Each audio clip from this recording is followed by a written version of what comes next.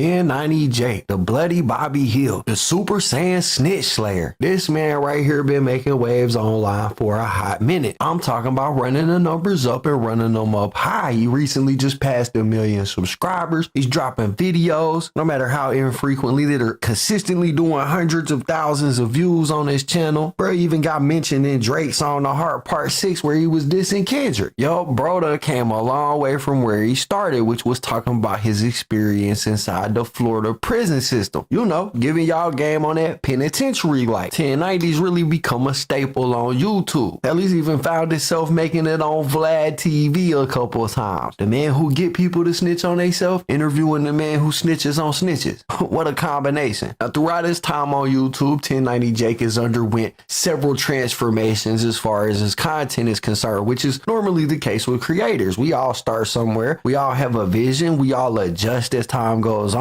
And the same is true for 1090 Jake. He started with his prison stories and his life stories. Then he moved into talking about rappers. Then he moved into just talking about daily crimes. Pretty much if you get your head blown off, 1090 Jake was going to post you on the channel. And then that evolved into something even bigger when he started posting interrogation videos and paperwork from rappers that have had legal trouble in the past, right? And this formula has been great for Jake and Jake's growth on YouTube. His numbers have exploded since he started exploring this new format on his channel. However, it hasn't come without its backlash. Bro has caught a lot of flack over the last couple months because of the type of content he's posting, and that's specifically for one reason: because he's a white dude talking about black people. Now, don't get me wrong, ain't nothing really wrong with being a white person who grew up and was raised in black culture, but specifically what he's catching a lot of heat over is the way that he has decided to cover black people and black culture and hip-hop culture, because he didn't do it in a way that will uplift the community in any type of way. Instead, what he did was he found this specific niche where he would file freedom of information requests with different counties and different judicial systems where he knew rappers had been in trouble, and he would file these freedom of information requests on any cases that he knew that they had. This resulted in him getting a bunch of paperwork and a bunch of footage of rappers from those cases. And he struck gold when he noticed that if he found a rapper that had cooperated with police in any fashion during any of their cases in the past, he could post that on his channel and do hundreds of thousands of views.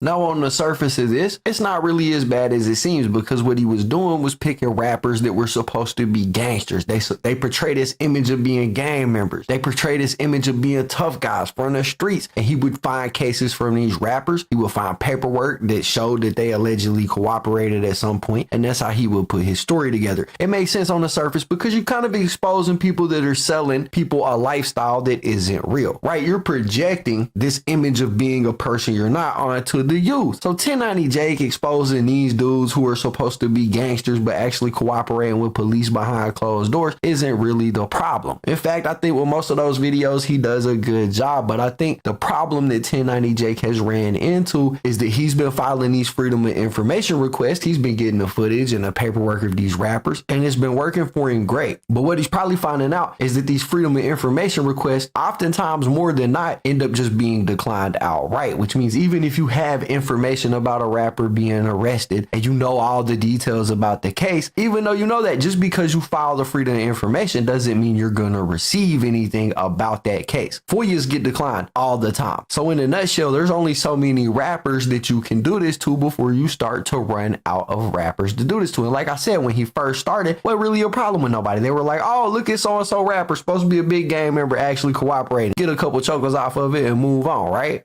So things were all good when he was doing that. But here recently, 1090 Jake has decided to, broaden his horizons, expand the search a little bit, go outside of the rapper territory and see who else he can expose. And this led to him making a video here recently called Hood Fishing Exposed for Snitching After Being Shot 4 Times in Florida. This video was posted 6 days ago and currently has about 330,000 views on it. Now, 330,000 views is a lot of views. A lot of people would say that's a pretty successful video, right? Well, that's what you would think until you start scrolling the comments on this video. That's when you notice that everything ain't like it seems. In fact, when you start reading them, you realize 1090 Jake is currently going through what I call the baby effect, which is where all of your fans just suddenly, out of nowhere, out the clear blue, decide that they ain't fans no more. Instead, they haters and they don't like you no more. And that's what you see going on in 1090 Jake's comment section right now. See, when you scroll through these comments, you can see a theme amongst people. They're pretty angry at 1090 Jake, and they're angry for one specific reason. It's because this dude hood fishing isn't a rapper. He isn't a gangbanger. He isn't in the streets. He not a dealer. He ain't even close to being somebody that would attempt to put on that type of persona. Instead, what he does is he has a YouTube channel where he makes videos where, get this, all he does is go out and fish. He makes tutorial videos. He's teaching the youth, the youngins, something else other than being in the streets that they can do with their time. He's telling them, look, bruh, the streets ain't for everybody. You could get out here, do something that ain't got nothing to do with the streets and have a ton of fun doing it. There's a lot to learn. In short, this guy's been putting out a positive vibe to everybody around him and on the internet for a couple years now. Bro is a good influence out here. When 1090 Jake is making videos about rappers that are teaching the youth to gang bang and shoot people, and he exposes them for actually being snitches, okay, nobody got no problem with that. But when you start trying to apply the street code to people that ain't got nothing to do with the street, people get to looking a little funny. Like, what is the message here? Why are you picking out black people specifically to expose as being snitches when this person in particular, hood fishing, ain't got nothing to do with the street? And that sentiment is one that a bunch of people share. So yesterday, this YouTube channel called Point and Shoot posted up this video right here called 1090 Jake tries to expose hood fishing, but it backfires. And in this video, bro goes into, like, not really a deep dive, but he goes into some commentary about 1090 Jake trying to expose this dude. Now, I ain't gonna take Point and Shoot's whole video, but I'll play y'all a segment of it so y'all can see what I'm talking about. He goes into this video and he goes in on 1090 Jake, pointing out some hypocrisy in his videos, pointing out some hypocrisy in things that he has said, and also questioning what was the point of exposing somebody who ain't got nothing to do with the street. And the sentiment across his video is that this dude is on to something, right? Like, he's justified in calling 1090 Jake out. Here, I'll play out a little bit of it so y'all can see. So 1090 Jake has recently made a video about this Florida-based fishing YouTuber by the name of Hood Fishing and called him out for being a snitch. The guy he's exposing for snitching is not a gang member. He's a YouTube fisherman who is successfully making a life for himself away from the streets and is a tremendous positive influence for young people in Florida. So let me just explain really quick what happened. So the guy got shot. I guess his name's Ra. He got shot. He was in the wrong place at the wrong time. He got grazed by bullets, and then he explained what happened. And this was years ago. This is like 10 years ago. So the fact that Jake is coming out with this now just shows that this is just a money grab. Listen to what 1090 Jake says about this guy. If you follow any Florida blogs, you've likely seen Hood Fishing Entertainment, as he recently went viral after catching a whole ass shark and doing the most Florida thing possible, putting a gold chain around its neck. Rod took his shirt off saying he was shot in the back while running. Mic check, drop a one if y'all can hear me loud and clear. I want to run this video before I give commentary. This is going to catch y'all up with what's going on. Showing he'd been grazed by a bullet. Rod said his friend was possibly hurt but couldn't provide the address to where the shooting occurred.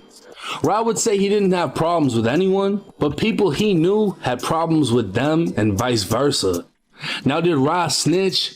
At this point, that question doesn't even need an answer. But what many will say is, why does it matter? It matters because no matter how much you change your life for the better, whether you put the guns down to pick up a fishing rod or you put the drugs down to pick up a football, the people in life that don't see the greater things in life will always be looking for someone else to blame. So 1090 Steak is titling this video Exposed for Snitching, and then he says, now people would ask, is this snitching? Well, at this point, that question doesn't even need an answer, because even if you change your life for the better and don't participate in the street life, people are going to find a way to tear you down and call you a snitch, which is exactly what I'm doing right now. Now, so he says that this guy's past is the reason why he's being called a snitch. First of all, no one's calling him a snitch except for 1090 Jake. I want to point that out. But listen to what he says in the same fucking video. He says that this guy was never a part of the streets and it never applied to him. Listen to this. The only thing he needs to do is get far away from Fort Myers. He's found his own lane, and I guarantee it will be unaffected by his past,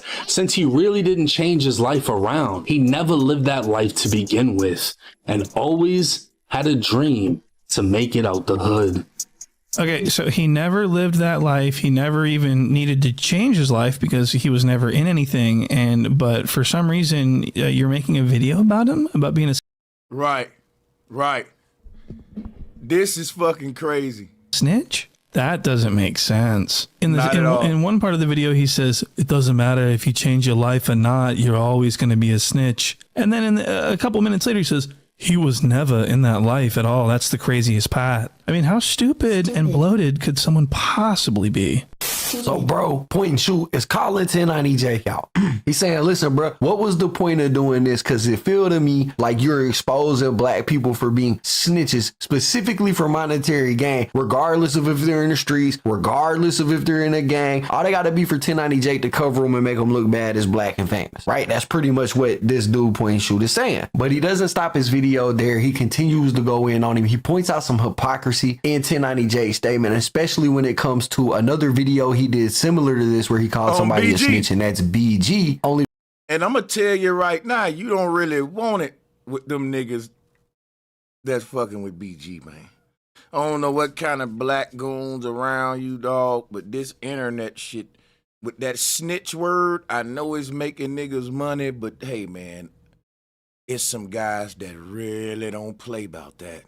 to try to retract his statements later when he got on Vlad TV. He also points out some contradictions in 1090 Jake's philosophies when he points out that 1090 Jake made a video about Rick Ross not being a valid gangster because he was once a CO, and then he plays a clip of 1090 Jake saying that when he was locked up in Florida, remember that's how his channel started with them prison stories, he said when he was locked up in Florida, there was legit gang members that were COs that was hooking him up. So point and shoot points out.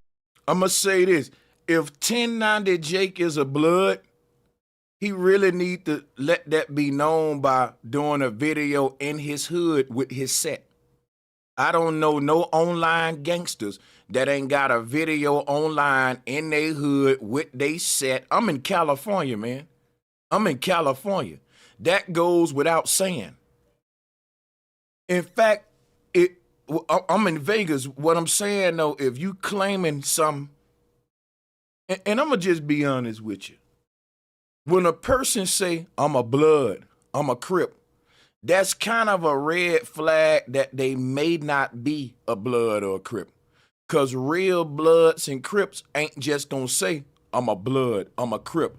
They're going to tell you, they're going to tell you what set they from. Like motherfuckers on the West Coast just don't come up to you and say, you know, I'm a blood and I always grew up a blood. They be like, you know, I'm from Elm Street, Peru. I'm from goddamn Treetop, Peru. I'm from Lime Hood, Peru. Like it's a specific set that Crip or blood will give you off the back. And it ain't just generic ass, well, here blood with a red rag on. He just, what set he from? He just a blood. He just blood, just red rag blood. I don't know if that exists. I think they all belong to some kind of set. And I'm not saying he's a blood or not. I'm saying if he is, he can have folks stop questioning it just by doing a few videos in his hood with the homies. That should go without saying. That should go without saying. You know what I'm saying? Out. The 1090 Jake on one hand says you can't be a valid gangster if you're a CO, and then on the other hand is saying, nah, I know COs that were valid gangsters. They was hooking us up when we was in prison. Right, like somebody's put their swans, right? That's the blood sets, Mad Swans, the Pueblo Bishop. See, I'm from Alabama. And hearing the different sets is so many of them. And that let me know when I see out of town gangbanging versus West Coast gangbanging, because it's so many different fucking sets on the West Coast, man.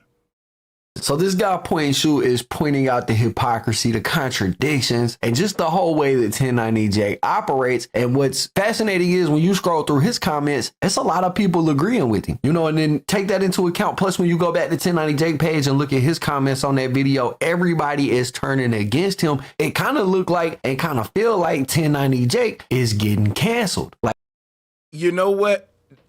It's time. And excuse me, come here, Mary. You can shut my door, baby. And when you're done, you can open it back, okay? Listen, it's time that 1090 Jake get canceled, because just like we're canceling Drake if we're saying we're done with that whole machine-driven, non-grassroots side of the culture, then 1090 got to go with it too. So everything happened for a reason, and this just go to show you, like, why is this man even viral and relevant? How is he viral? He's viral and relevant by putting the snitch word on only black artists and rappers. And that can get niggas killed, and he's done it a lot of times where he was wrong. And I'm gonna play another video to show you how deep this go. But what I wanna really point out to y'all is the hypocrisy. This man like to run around and call everybody a snitch, but Drake literally worked with the police when his house got shot up, and 1090 Jake didn't say, well, come on now, Drake. You working with the police and that's against the street rules, but you picking on a hood fisherman? You picking on a dude that ain't even in the streets, calling him a snitch. Drake talk all that tough shit, but when his house got shot up, he immediately, his OVO started working with the people. And you ain't gonna call him a snitch? Like, can't nobody take you serious if you gonna pick and choose with the shit. And the particular crowd that 1090 Jake dealing with, they not letting that fly, bro. You can't be on, like, this can fly in the manosphere, in the Christian sector, but them street niggas that's really like on this kind of content 1090 Jake do, oh hell no, they not gonna let you pick and choose who the hell you gonna put. And niggas gonna see that out the wild, like, damn, dude only calling out black folks. Now you say you a blood and you grew up with blacks, but you ain't got not one white dude on your channel that's a rat. Even though Tekashi 6ix9ine is a rat. And he ain't white. I'm just saying though, it's clear that you got a certain agenda. And then on top of that, it's like Drake shot at you out, but OVO still worked with the police when that man mansion got shot up, and that should have been a video. You're compromised, bro. Like, I see what he was doing. I'm not even on that kind of content. I'm just here to point out the culture vultures, what's going on in the game, why everything about to change, not just with Drake getting canceled, but all of a lot of niggas that's associated with him, like that fake ass element, that machine driven, not standing on a real grassroots code. Like, come on, man. Like, people are tired of seeing him expose black people and black rappers and black celebrities. What's up, information, man? And you know, it really could be one of those Citizen, man, what's good? We got to do this show. You already know. Shout out to everybody in the chat room, baby. Fire topic tonight, fire topic, and I think Vlad should be next, bro. But let's play this. It gets crazy. Watch this shit. situations where it's like you either die the good guy or you live long enough to see yourself become the villain. 1090 Jake just passed 1 million subscribers, so he could be on that story arc where everything starts to go downhill for him. This could also not affect him at all. He could continue to do business and operate normally. It's gonna affect him.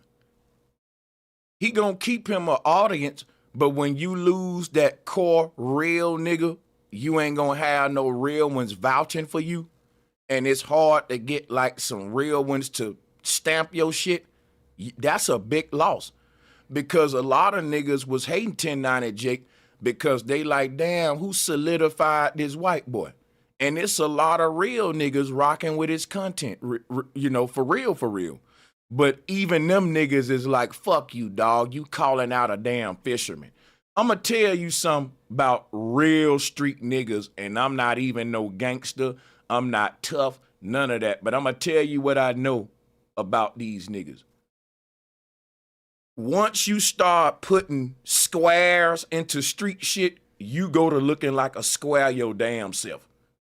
And street niggas really don't like that. Like if you talking about, okay, this goddamn nerdy ass high school football player or something, he's a snitch, man.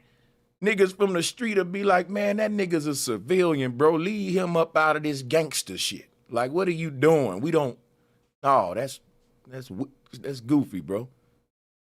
Leave that shit over there with the civilians and leave this G shit over here. They can do that, but you can't though, nigga. And then we not concerned with what they do and in the code that y'all live by. That's how I thought it's supposed to be. But think about it. When you see the thing about 1090 Jake, his content is based around finding the next snitch. And when you run, ain't but so many rappers in the game that can snitch. So you're going to run out of people quick to just, we got the paperwork, you rocking with me, I'm rocking with you. Like, that's going to get old. You're going to run out of people to say he's snitching because ain't that many niggas snitching in the rap game. You're going to run out of, people quick. Anybody that's worth a name that's going to get you the views. So the bro getting so desperate, he calling out hood fishermen for goddamn snitching. Bro, this man got the right to talk to as many police as he want to, and he can walk through any set he want to, and ain't no nigga gonna say, man, that nigga a snitch, fuck him up. You know why? 'Cause he's not in no gang. He's not no street nigga. You even said it yourself. That's like talking about a nigga auntie or grandma is a snitch for real. And this man said he ain't about no street shit. When niggas go to talking like that, you got to leave them out of all that, bro. And it just shows you your desperation. And the crazy thing, a lot of people love this dude. A lot of people rock with this dude. A lot of people rock with this dude, and his content is nothing street. I love this shit right here, man, because he's in his own lane. He found the way to feed himself online without going out there being a nothing-ass prankster fucking with folks or pulling up on niggas and doing that. I respect this kind of shit, and guess what? Real ones respect this kind of shit. Even gangsters look at this show and get tips on how to fish, how to catch certain things in the South and shit. And gangsters don't want everybody to be no fucking gangster. You got real street niggas that can look at this man videos and just and say, man, I ain't thinking about no street shit right now. Turn to my nigga hood fisherman real quick. Let's see this cat he caught. So even gangsters can appreciate a platform where I can even escape the gangster shit and get my mind off this street. And that's the thing, like, niggas who really in the streets, they look for ways to get an escape for that shit. That's how you know the real ones, man. And the whole thing is like, to put this man in the snitching category, I'm so glad they canceled that dumb shit. You're reaching so hard, and and you know what? It's a big fail. It's a situation where I'm so happy that it happened, and all it takes for you to do is to be desperate and thirsty for content, and that your content is based around calling different niggas snitches. And bro, this just is, it didn't work out right. And people riding with this brother here saying, leave him the fuck alone. He don't do nothing but fish. So we gonna look at some of the comments in 1090's Jake video section, cause yeah, it's hard to find any comment that's rocking with him and you rocking with me. Yeah, they only, and it's easy to get canceled. You can make thousands of videos that people like, and that one video you made can show who you really are, and people will cancel you, man, overnight. So let's skip on over here to my brother here, Point and Shoot, who's doing a good job with the content. Old Point and Shoot, man. Let's watch his 11-minute video, too, and get a little reactions in. You feel me? Let's get it. All right, so this is going to be a quick news bulletin. So 1090 Jake has recently made a video about this Florida-based fishing YouTuber by the name of Hood Fishing and called him out for being a snitch. Now, this backfired horribly for 1090 Jake because the guy he's exposing for snitching is not a gang member. He's a YouTube fisherman who is successfully making a life for himself away from the streets and is a tremendous positive influence for young people in Florida. And so this idiotic little stunt that Jake tried to pull, of course, for views and profit, exploded back into his face as the overwhelming majority of, I mean, almost 100% of the comments under this video are calling out 1090 Jake for going after him, for going after hood fishing. Just like It's a goofy look. Street niggas don't even like that. You even make the street shit look goofy when you do that. Like, it's a facepalm moment for real street niggas. And it showed that maybe Jake ain't who we thought we was, because this was a desperate reach that showed who you are. You know, but let's watch it. Let's look at these comments. I literally haven't found one comment that supports 1090 Jake's decision to cover this. Calling a fishing YouTuber a snitch for getting shot and explaining what happened is moronic and idiotically stupid. And that's what I want to cover. So I want to show you what Jake had to say. So let me just explain really quick what happened. So the guy got shot. I guess his name's Ra. He got shot. He was in the wrong place at the wrong time. He got grazed by bullets, and then he explained what happened. And this was years ago. This is like 10 years ago. So the fact that Jake is coming out with this now just shows that this is just a money grab, and what a mistake it was, because he's getting absolutely destroyed in his comments. But I want to show you, listen to what 1090 Jake says about this guy. If you follow any Florida blogs, you've likely seen Hood Fishing Entertainment, as he recently went viral after catching a whole ass shark and doing the most Florida thing possible, putting a gold chain around its neck. Rod took his shirt off, saying he was shot in the back while running, showing he'd been grazed by a bullet. Rod said his friend was possibly hurt but couldn't provide the address to where the shooting occurred. Rod would say he didn't have problems with anyone, but people he knew had problems with them and vice versa. Now, did Rod snitch?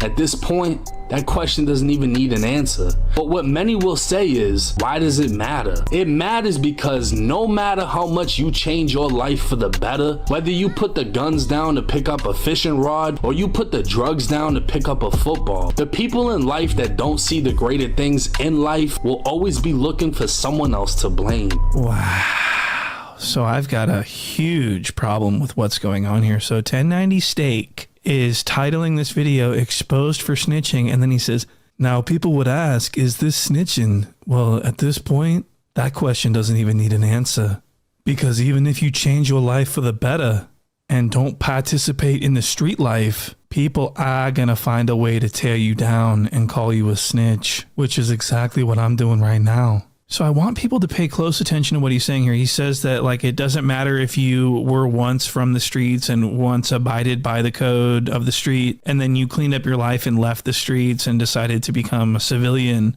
It doesn't matter. You're always going to, if you cooperate with the police at that point, you're always going to be tied back to your former life. Now, so he says that this guy's past is the reason why he's being called a snitch. First of all, no one's calling him a snitch except for 1090 Jake. I want to point that out. But listen to what he says in the same fucking video. He says that this guy was never a part of the streets and it never applied to him. Listen to this. The only thing he needs to do is get far away from Fort Myers. He's found his own lane, and I guarantee it will be unaffected by his past, since he really didn't change his life around. He never lived that life to begin with, and always had a dream to make it out the hood.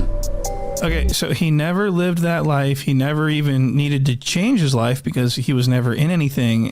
But for some reason, you're making a video about him, about being a snitch? That doesn't make sense. That's actually crazy and stupid. You see what I mean? Like in one part of the video, he says, it doesn't matter if you change your life or not, you're always going to be a snitch. And then a couple minutes later, he says, he was never in that life at all. That's the craziest part. I mean, how stupid and bloated could someone possibly be? And so 1090 Jake's paying for it, guys. He's paying for it big in the comments. People are turning on him. All the comments are negative. He's getting overwhelmingly torched. And for good reason. This guy hood fishing is an inspiration. We love hood fishing. And so what 1090 Steak has done is he's made this video, this expose of this non-snitchery.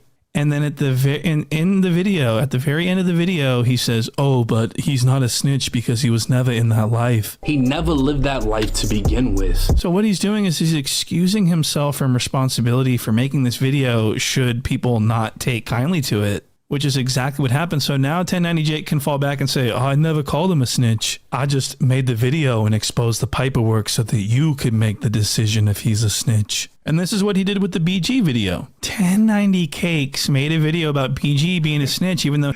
I heard 1090 Steak, but the 1090 Cakes is a new one. God damn, yo. This nigga point and shoots funny, man. He had a fall guy, and then when he got torched for it by the fans, he fell back and said that he was the one that was saying that BG wasn't a snitch. This is, you can't make this up. He gonna call that nigga 1090 Crepes. Listen to what he said on Vlad TV. As everybody is saying to me, how did he snitch and he got a fall guy? You dumb motherfucker, I'm the one that told you he was the fall guy. Nobody mentioned the fall guy until I put that in the air. How you saying he snitched? I ain't never said it. He absolutely said it. He, in fact, said that because BG testified in court, there's no coming back from that. He literally... Yeah, that's what he said. Bro, this is crazy, man. Literally said this. He said that let me just play the clip. If they agreed dude was gonna be the fall guy and BG made a statement at the scene, it's like you can almost go for that because dude is being the fall guy. But BG testifying in court, how many rappers do we know that have testified in court and it hasn't come with a label of being a snitch or a rat? So the man was calling BG a snitch and a rat. BG even responded. Then I was the one who told you he had the fall guy. Like, this is really goofy, man. Stupid. Like, how do these dudes like him even get in the space to have a voice and any kind of fucking credibility like that among the real ones? How you saying he snitching? I ain't never said. I want to know the black guys that put him on. Please show us your blood set, dog. It. So this was a huge failure for Jacob Cherry. He made this BG video and it didn't go over well, and that he had to go on Vlad and explain that he never... Let me find out that you became a blood, through Drake and them people. I'm just fucking with you, man. But this is crazy, though, man. It's very hypocritical, bro, because Drake and Ovo should be getting the snitch label now. When Drake's mansion got shot up, the Toronto Police Department said Drake's team is working with authorities. And ain't nobody say nothing about snitching or nothing on Drake. You go to this man's channel, is nothing but snitch cards on black guys. And now you reaching so hard, you trying to throw the snitch card on my nigga Hood Fishing. Come on, Hood Fishing? Damn. What's good, panel? How y'all doing, man? What's good, man? What's up, bro? What's up, bro? What's happening, panel? What's happening to y'all brothers, man? What's on y'all mind, man? What's on y'all mind? Bro, this is what I think about this brother, right?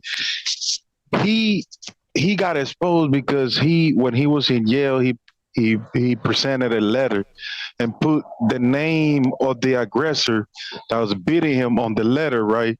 It was like a grieving letter. And he said that's not snitching, right?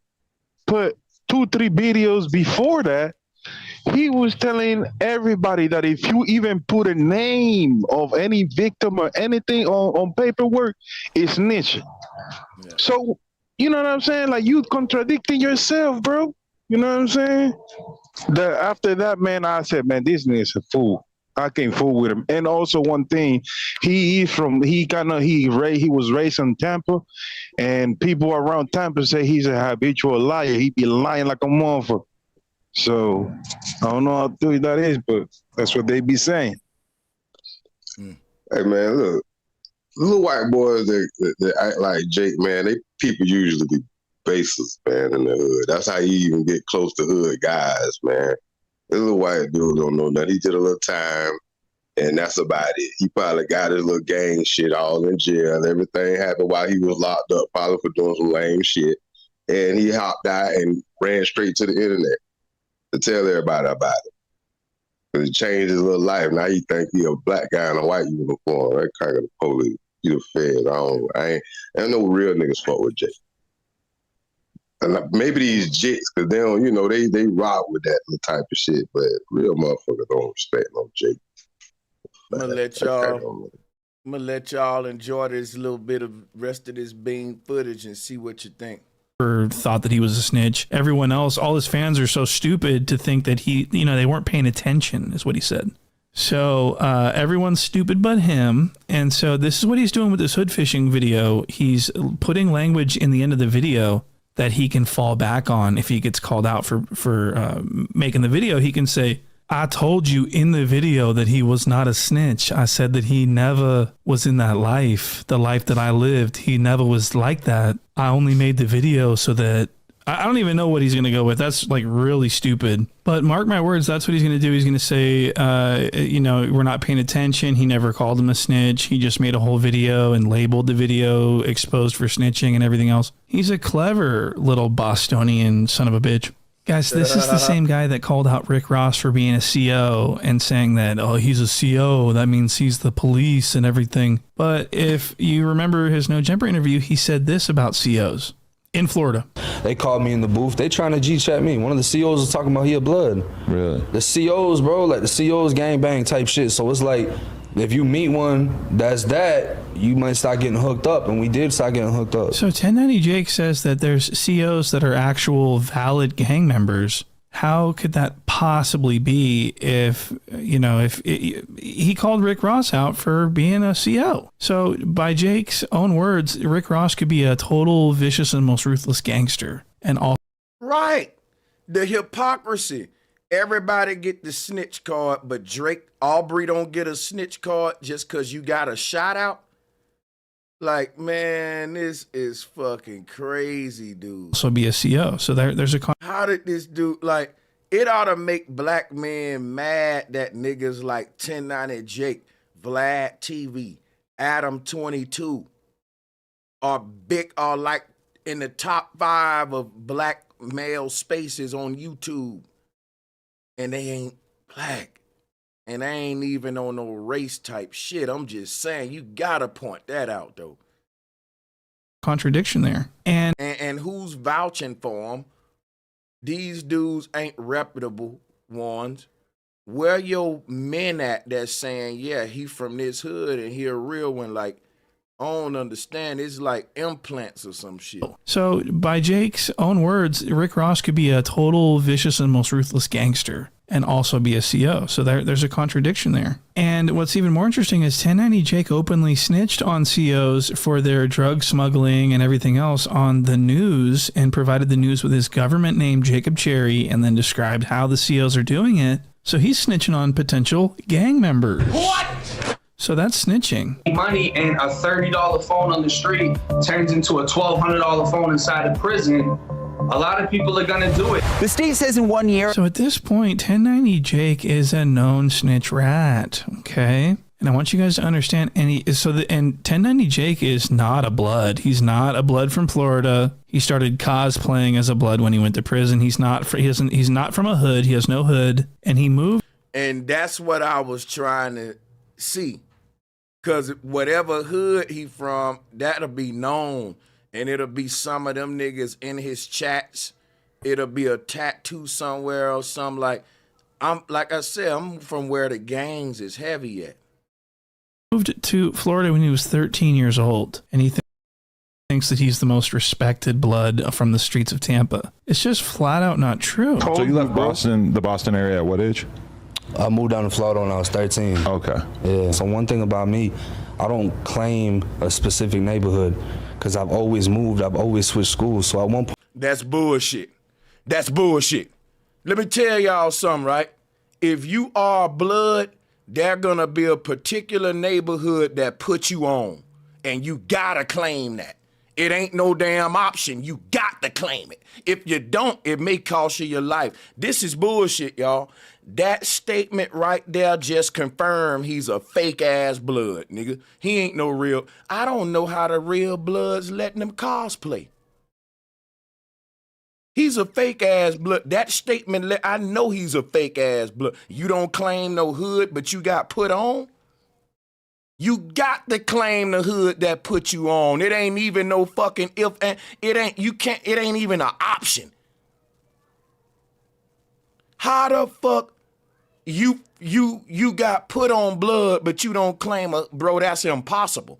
People, I'm telling y'all something, that's impossible, y'all. Anybody in the chat room disagree? That's impossible for that to happen. That's impossible, bro. Ain't no such thing. I got put on, but I don't claim no hoods. Boy, get your ass out of here. If you don't sit your ass down, Especially when he went to jail, bro, Sanchez, because remember, when you go to jail, the first thing they're gonna ask you is where you from. You feel me? And the thing is, them gangbangers inside, when they got more stripes, they gotta be able to track you down where the fuck you came from. If not, you're not gangbanging. It's just as simple as that. You're not a real gangbanger. They have. One thing about Florida, niggas probably rep their hood. Oh God, listen. Every nigga, I don't fuck where your hood at, your apartments, wherever you from, everybody gonna know that's where you from. You can't be from nowhere else. Oh God, I don't even get you don't get ain't no choosing. You don't get to say, well, I ain't from. You from somewhere. We gonna put you somewhere. Hey, I'm gonna tell you something right now. Even if he was a real blood, after this interview, he would have got DP talking about I don't claim no hoods, or it would have been problems. Like, that's how you a gangster, nigga. You part of you claiming your shit is gangbanging. How what you not gonna claim? Represent? Right, bro. This is fucking crazy right here. I'm telling you, bro. Like my B, bro. He's like 40-some years old now. He all his hair, but he all these niggas like creative players, man. Because he went to prison for 10 years. He said them niggas got to be able to track where the fuck you came from. Because if them niggas go back to your hood and there's some smudging, you talking shit. They got to take you out of there, listen. Claiming a hood is one of the most important and fundamental parts of being a gangster. How you ain't doing that? You're right. That mean if a nigga walk up on you and be like, hey, blood, what set you from? You get the bitch out every time and be like, oh, I don't claim no set, man, but you still get to be a blood, though. Like, you get to have your cake and eat it too type shit. So you don't got to, everything you talk about is gangster shit. Like, you don't talk about nothing but gang-related shit. So why you so involved in the street? I feel like you're fed. I don't give a fuck what nobody else thinks. That's how the feds move. And remember, as a gangbanger, how you get your respect is what you've been doing in your hood and how people in your hood respect you. You know what I'm saying? So it's that shit all about respect. You can go through your hood and ask a motherfucker, hey, you know about Bro Sanchez? And the nigga say, I don't know that nigga.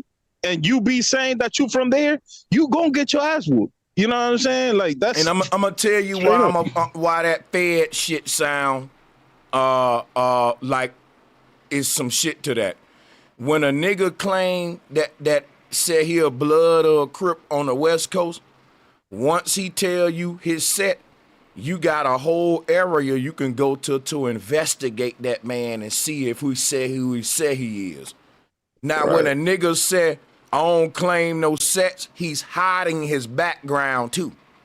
Right. And that means we don't know, we don't know where to look up and see if your peoples and all like that. See that's weird as hell right there. I think Jit just fucking on the internet popping that shit. And, once you find your little niche on the internet, you can get so much money from it. And I think he's just, like now he have to put his feet to the ground now, nigga, because niggas gonna look his ass up. Everybody on his ass now. Right. And so he gained popularity because he hopped in during the pandemic when all the Jits was in the house. And he gravitated towards all of the younger dudes, street beef, all this little rap shit. You know what I'm saying? He ain't nobody, bro. And then you don't put BG in it, nigga. We all know who BG is. You don't say BG is, nigga. BG took the rap. My mama. He did all his time. That's true. Man, don't nobody care about Jake for real, man. Yeah, he needs to be canceled. Man. Hey, he gonna reap what he sow. Everybody do. I'm Yeah, it's just gonna be one of them saying, jits that man. we done told on.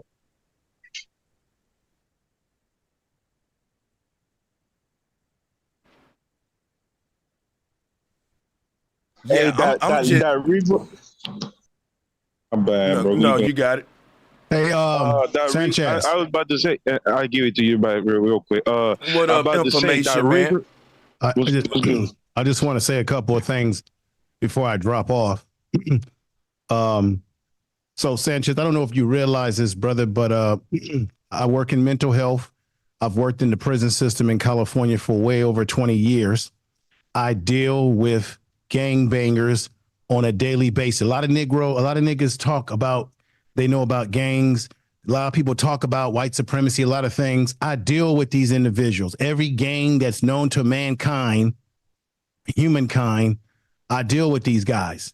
Every guy that comes into the pen in California must identify whether they are a gang member or not, because when you come into prison in California, they have to give you a ranking system, which is, well, are you a level 4? If you're an inmate who's an active gang member and you're claiming something, you may come in with level 4 points, level 3, level 2. They have to put you in the right type of environment given your level.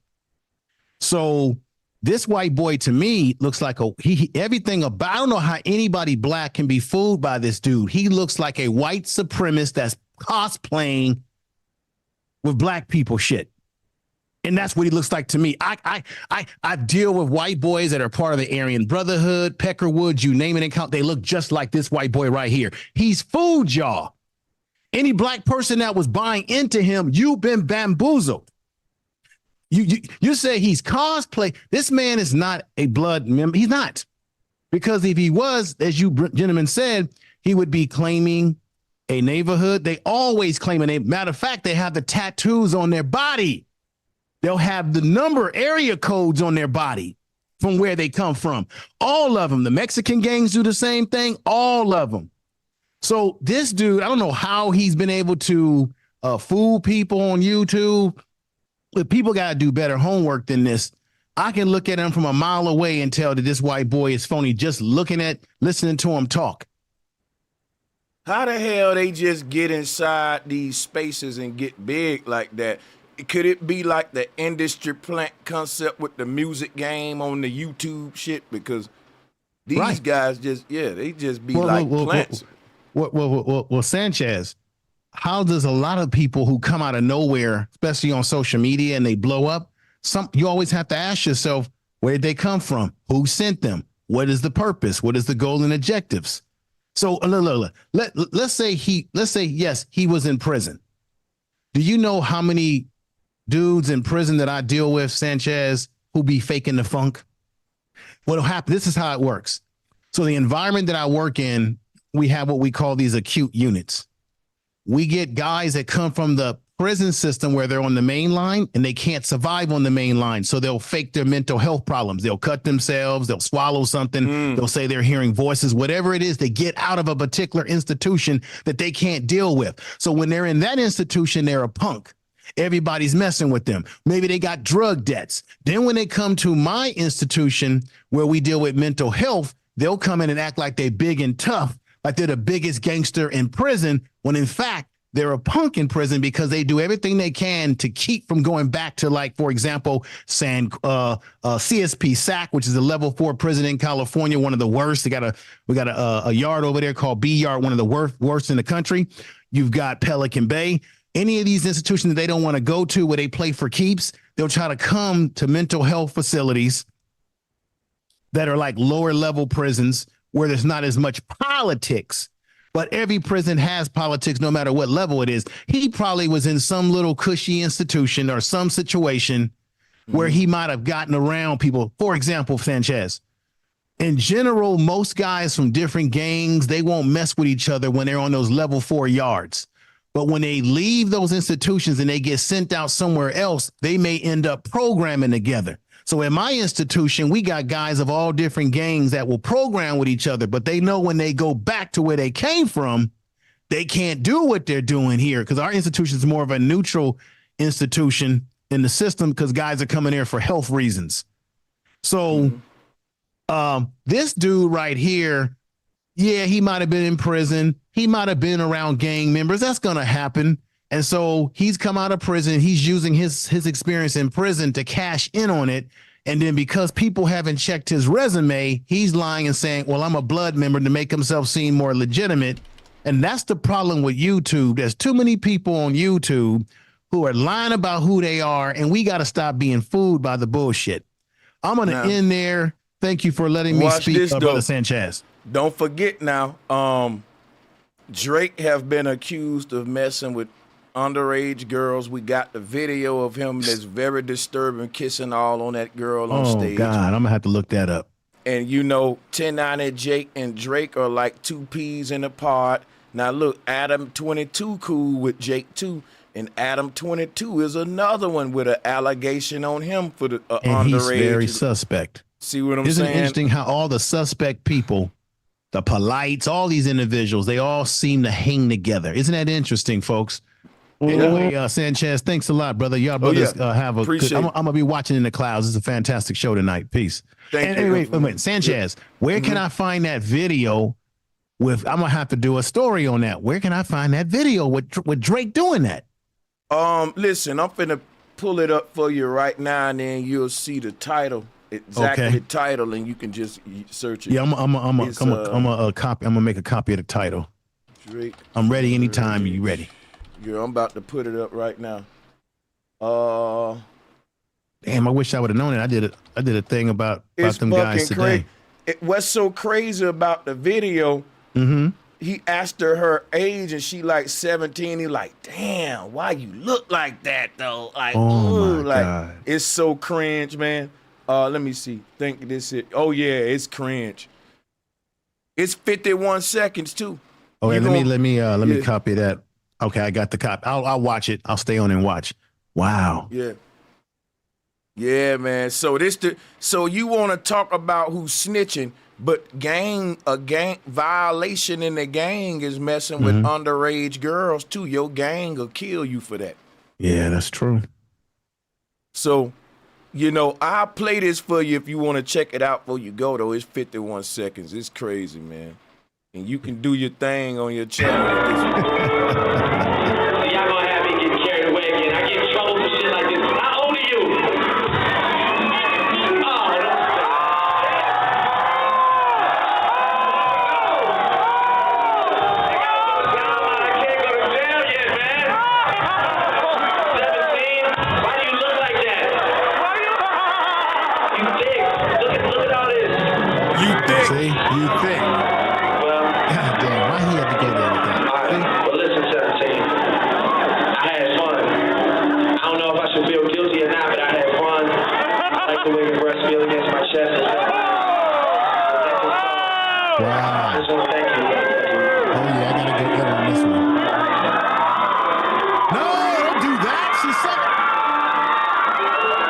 That's why he was 17. You feel me? That's why Kendrick Lamar went in on his ass. Now I understand.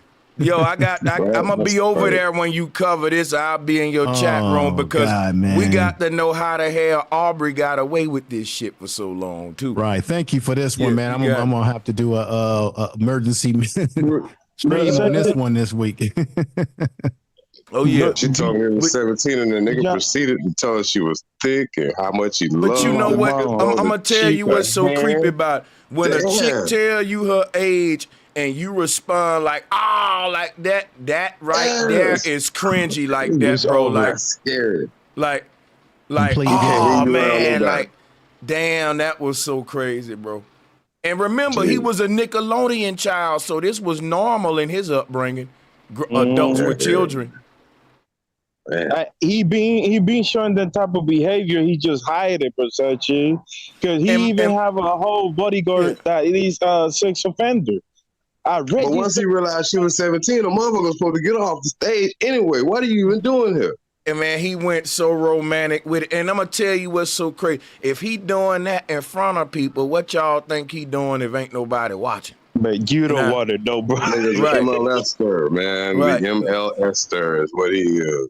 And now, and this is the dude 1090 Jake defending over Rick Ross and Kendrick Lamar. 1090 Jake showing us what side of the culture you're with the fucking Vlads, Drakes, the fucking, like, we know what energy you represent, nigga. Y'all know what it is now, nigga. We know what the fuck what team you on, dog, and it is not the people, bro. That's why this Kendrick Lamar beef was deeper than a rap beef. It was separating this whole 1090 Jake Drake side from the real shit. Now, people may say, nigga, Kendrick's still in the industry too. Just saying, it's still levels to this shit though, man. That's I'm gonna play this shit though. When I went to one school, there was one black kid in the whole school. This is the great white. This nigga said, yeah, I don't claim no hoods. I gotta take that back, bro. Hell no. To Florida when he was 13 years old, and he thinks that he's the most respected blood from the streets of Tampa. It's just flat. Don't nobody respect a blood that don't claim a hood. And if niggas in Florida doing that, y'all tripping. I don't, not true. So you left Boston, the Boston area at what age? I moved down to Florida when I was 13. Okay. Yeah. So one thing about me, I don't claim a specific neighborhood because I've always moved. I've always switched schools. So I won't. And like I said, you gonna always claim the hood that put you on. Facts. When I went to one school, there was one black kid in the whole school. This is the... Somebody ought to ask him, where did you get jumped in blood at? What hood was that? See, I don't claim no hoods. No, but tell us where. And we'll see that you didn't really get put on this shit, nigga. Any nigga belong to a gang, some hood put him on. Great white blood from Tampa that's saying this. And another thing, he says that he was good friends in there with a Nazi. Listen to this. One of the big names on that compound was named Country. He was an American Nazi, swastikas all over his head and everything. He called me nephew. Wow, that's okay. So he was really hitting it off with the whites in there. He loved the COs. He was friends with the COs. He was friends with the white. Right. Swastika supremacists. There's a CO that I still talk to this day, who will come up to my cell. He still talks to him. This shit is like the WWF of street culture. That just hit me like No Jumper, 1090 Jake, all of these little platforms like that. It's like the WWF, WCW, Raw Macho Man Randy Savage of the gangster shit in street culture. It's fake as hell, but it's crunk though. So it's going to get the high ratings and views, right? It's going to sell tickets because, raw, it's 1090 Jake versus this rapper this month, and he accused him of snitching, and here's the paperwork, and the paperwork, and the paperwork, and this day, there's going to be a Royal Rumble on Clubhouse with Whack 100, starting all of the Bloods on this side, with the Crips on this side, and the paperwork, and the snitch allegations, and raw, you better be there. Get your tickets today. Don't that shit... I'm just saying. And then he kick it with Adam 22. That nigga last name is Grand Mason. Like, what the fuck? That's My little bro crazy. just hit me up with that shit right now. That's wild. Yo, you know Adam 22 got he also got he got spazzed on from one of his workers. What's his name? Suspect. He went in on him because he was telling him he's not cultured. Like he was telling him like, bro, you wasn't born in what the fuck I was born. For you to tell me what the fuck is the culture about. And he went crazy, bro. Essentially, he went crazy on him. Like almost beat this. Remember that guy that fought somebody on No Jumper? That guy was gonna beat the brakes out of Adam. He was telling him, bro, you not cultured. I don't know who tells you that you represent our culture. That's not it. You my boss, but you thinking that you came from where I came from, that's a lie. And that's what we got to expose. All these motherfuckers thinking that they came from the same way we came from. You didn't.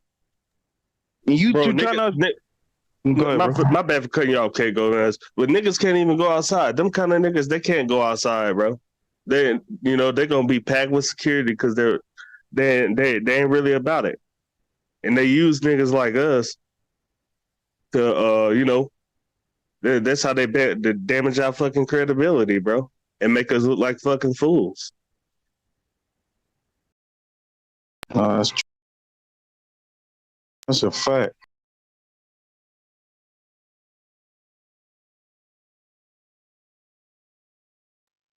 But that's more so why I say he the feds, because you ain't really doing nothing but perpetuating the bullshit that you hear about the hood. You ain't even in the hood to know about none of this shit. You report on everything that you think, you know what I'm saying, it's cool. And with these kids nowadays, these kids are so impressionable. You know what I'm saying? Let's just say it's the most weak-mindedest version of us we've ever seen with these young guys now. And it's just like they so susceptible to anything that'll grasp them to a hood nature culture or anything that got to do with that realm. They want to be a part of that shit so bad. But I don't know, man. Luckily for us, we made it and we understand. These legit. Jake might call me an OG if he met me. Look up to me type nigga. That kind of weak, man. I don't respect. Yeah, and I think they like what they do is they get the youth with them 10-second videos. Motherfuckers can't focus for more than fucking 20 seconds.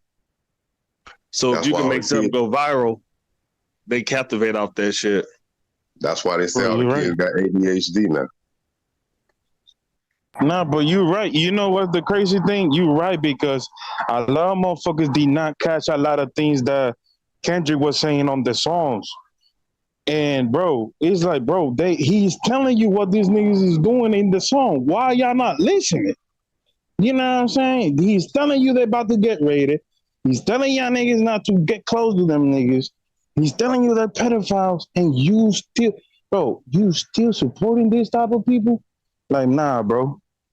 Like, I don't got no mercy for motherfuckers that the motherfuckers is telling you what is going on, and you're not listening because your attention span is so short. Nah, I can't let you pass because of that. I can't let you slide because your attention span is slow. You know what I'm saying? My thing is this, bro. Like, they had books before. Now they got audio books. So motherfuckers, they don't know how to fucking pay attention and read between the lines. Like, a motherfucker could be saying something dope and it just go over their head in the song. Niggas will think it's something else. Yeah. Shout out to Q the Saint. What up, Q the Saint? My brother Q the Saint. What's good, man? I'm going to play this last little 2-3 minutes of this crap, man. But that part where that man said, I'm a blood, but I'm one of those bloods, I don't really claim any hoods. And I'm like, oh, nigga, you like a alternative universe blood. Because I didn't know them kind of bloods even exist in our world, nigga. Like, I'm a blood from another planet, so I don't claim any of these earthly hoods. I'm like, well, what you got put on that, dog? How you not gonna claim what you got put? I can't get over that shit, bro.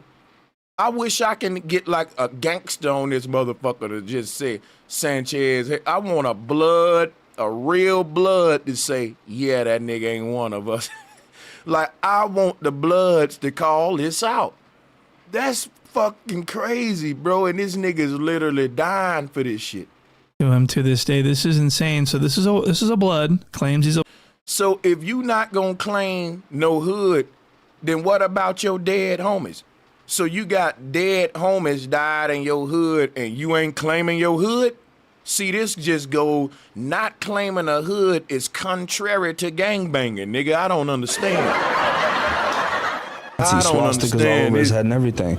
He called me nephew. Mm-hmm. Wow, that's okay. So he was really hitting it off with the whites in there. He loved the COs. He was friends with the COs. He was friends with the white swastika supremacists. There's a CO that I still talk to this day, who will come up to my cell. He still talks to him to this day. This is insane. So this is a blood, claims he's a blood from Florida, and he remains friends with the cops. And he had the Nazis were calling him nephew. All right, so that's pretty cool. And this is who people get their information from. So I need people to know that this guy's a fraud, and he makes up lies, and he tells other people's stories and presents them as his own. And he's just really sort of... Ooh, I don't like people that do that, boy. I don't like people that will take another man's whole life and put that shit on like a suit, nigga. Like, I can fit this, my nigga. Let me wear this. That's a nigga right there that's a body snatcher. What the fuck? No, you ain't guilty of that, nigga. What the fuck? What the fuck? This is like, no. I told you, I will be a nigga that'll hate on you before I try to be your ass. If you so fly that I want to be you, my ego gonna say, well, fuck that nigga then with his fly ass. He ain't that fly then. Shut nigga, he ain't that fly. He alright, fuck it, nigga. Like, I'd rather be the hater than the impersonator. I'm saying, before I look at a nigga and be like, damn, that nigga fly, I'ma just be who he is. I'd rather just be a player hater on that nigga. Fuck that. Least if I'm a hater, I'm still me, goddammit. You know? God damn, nigga. A weird guy. Hey, niggas don't got integrity no more, bro. God damn, nigga. I think what's worse than being a hater, an impersonator?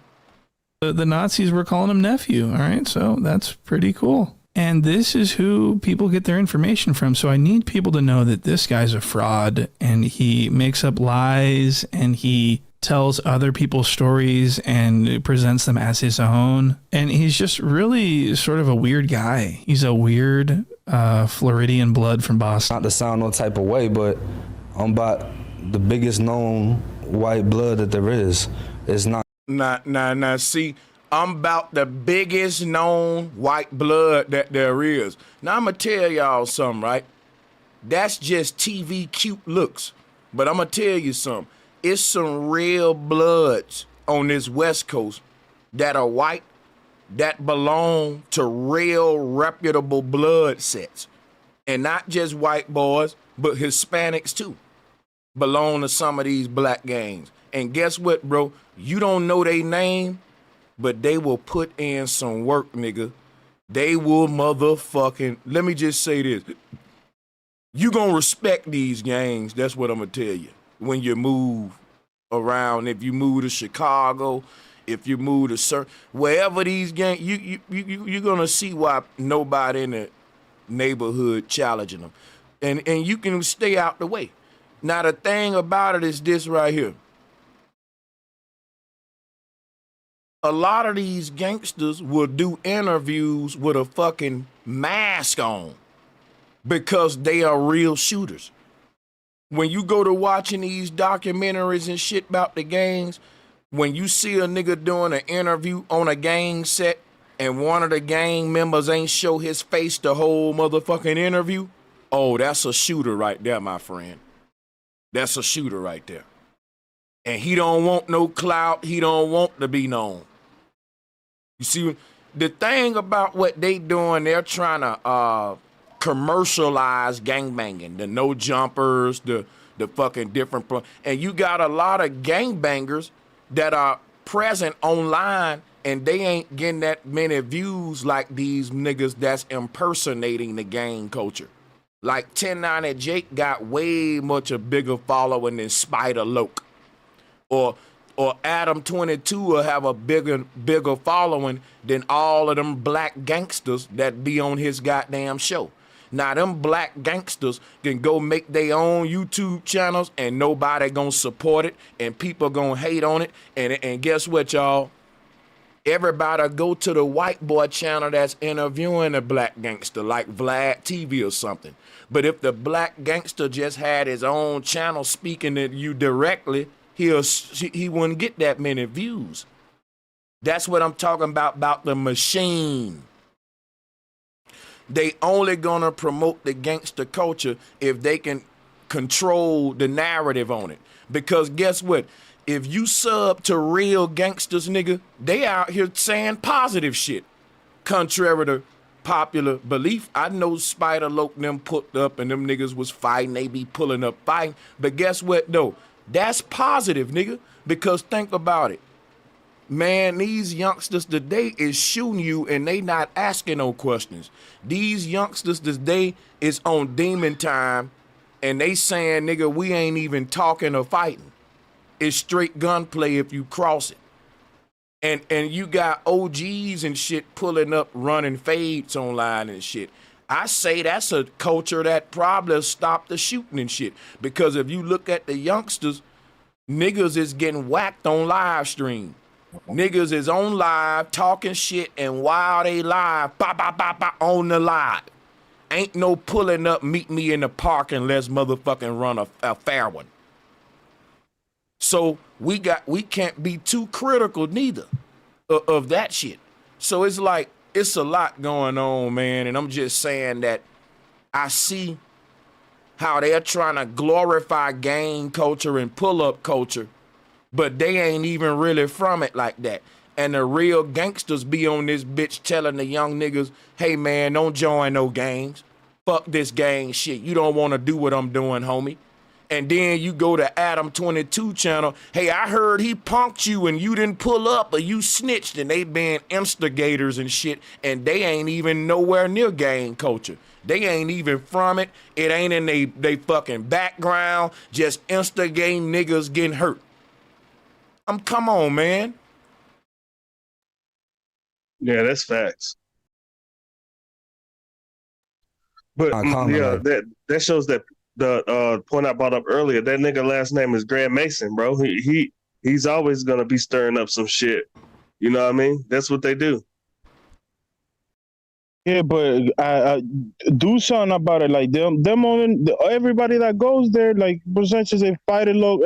All cats, they deal with their problems. They don't call security. You over here opening your mouth wide open to these niggas and putting security guards on danger because you're not gonna do nothing, bro.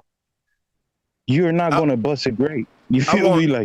And I want to make a quick announcement. I don't mean to cut y'all off. When somebody say, I catch you when you on some real knowledge, bro, that's disrespectful. Because Devon Booker, you didn't even get my documentary. It's a 5-hour documentary. If I'm going live on a topic that you're not interested in, remember that I got several different audiences I cater to. I cater to a hip hop sector. I cater to a street sector / red pill sector, whatever you want to call it.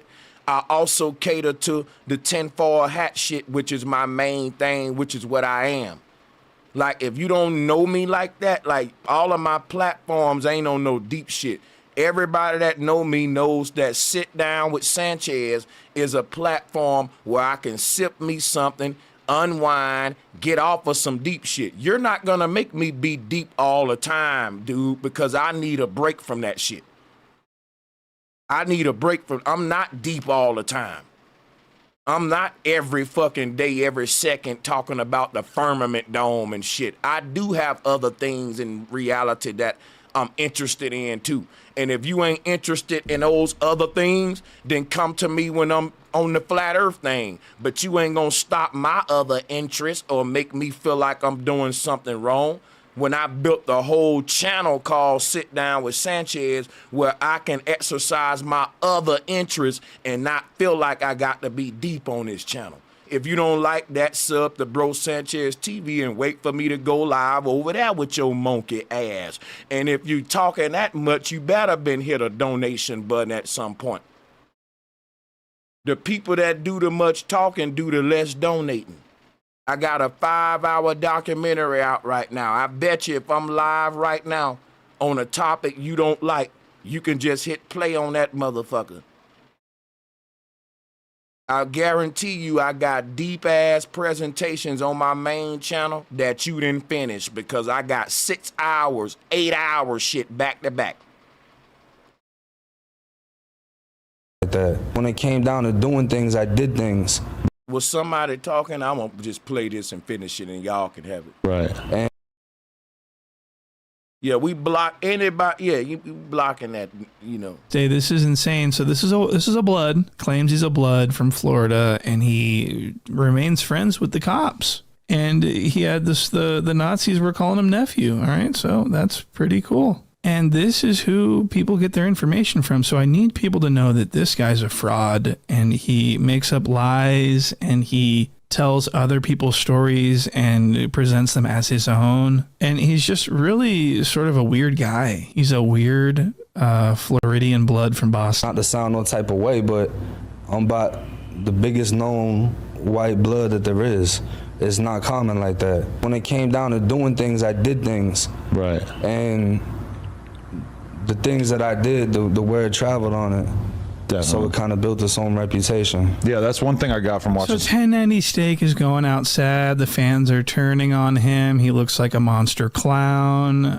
It's only a matter of time before he makes a statement saying that he never even implied that Hood Fishing was a snitch.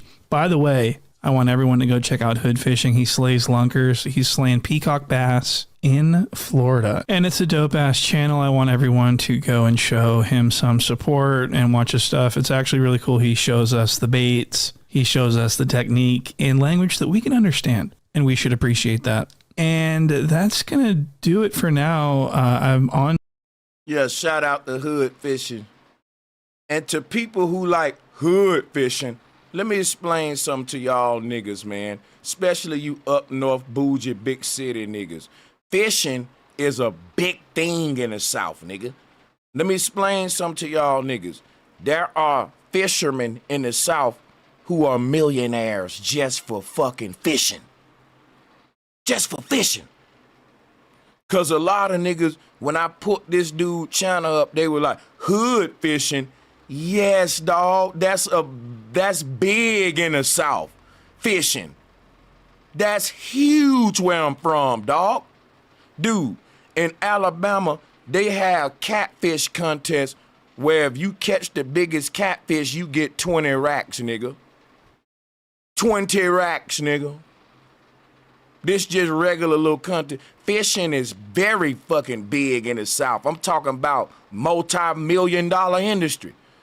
And some niggas will be like, fishing? Yeah, man, these niggas got their own bait, their own line in the stores for sale. Like, quit playing, like, do your research. Just don't sleep on it now. Real talk, bro. Hey, bro, you realize when you look, I keep looking this boy name up in on Wikipedia, and all I'm coming up with is Jacob Cherry, also known by 1090 Jake, is an American actor.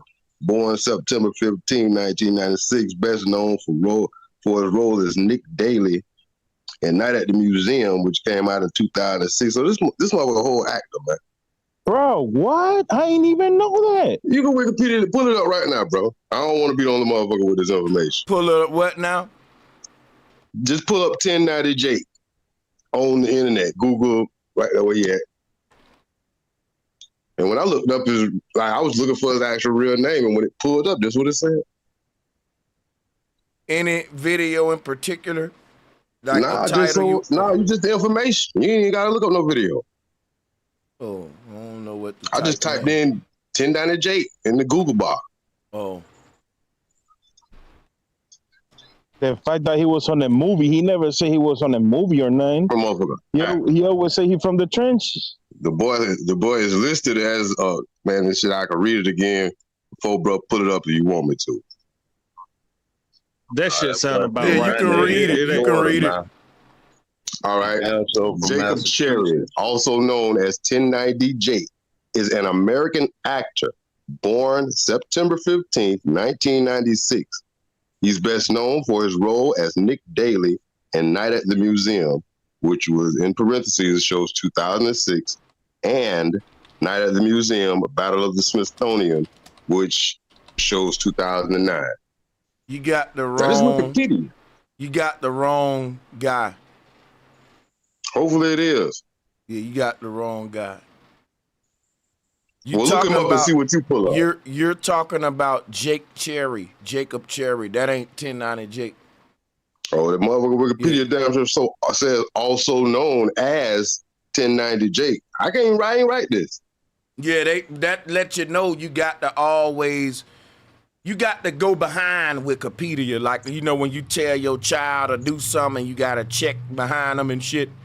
That's how you use Wikipedia. Yeah, that's how you use Wikipedia. Yeah, I got you covered. That's why I got you. Yeah, that's another Jake.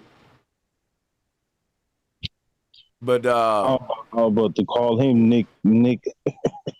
About to go through his chat room, be Nick. But he's a lot. Because he never say he was on a movie or nothing. That's why I was like, kind of weird.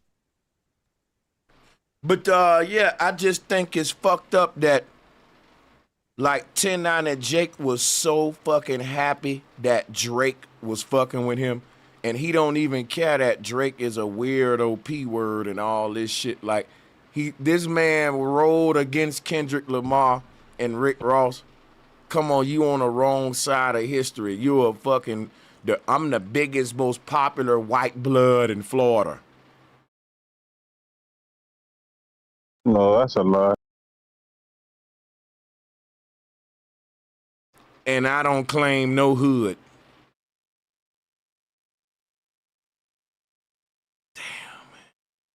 Yeah, this is the thing, bro, Sanchez. This Drake thing that's going on. It make me realize how many people will support pedophile for real. It's crazy, man. Like that's crazy. And I don't understand. Oh, bro. That's what I was telling Bobby, bro. I was telling Bobby. I was like, Bobby, bro. I really sat down with myself and had a realization. Like, I really had to separate my kids from these people that I don't know, because I don't know what the fuck they mind into for real, bro. Like, they telling you he's a pedophile. Why are you even come? Like, that's crazy. I mean, I don't even. Watch this, y'all.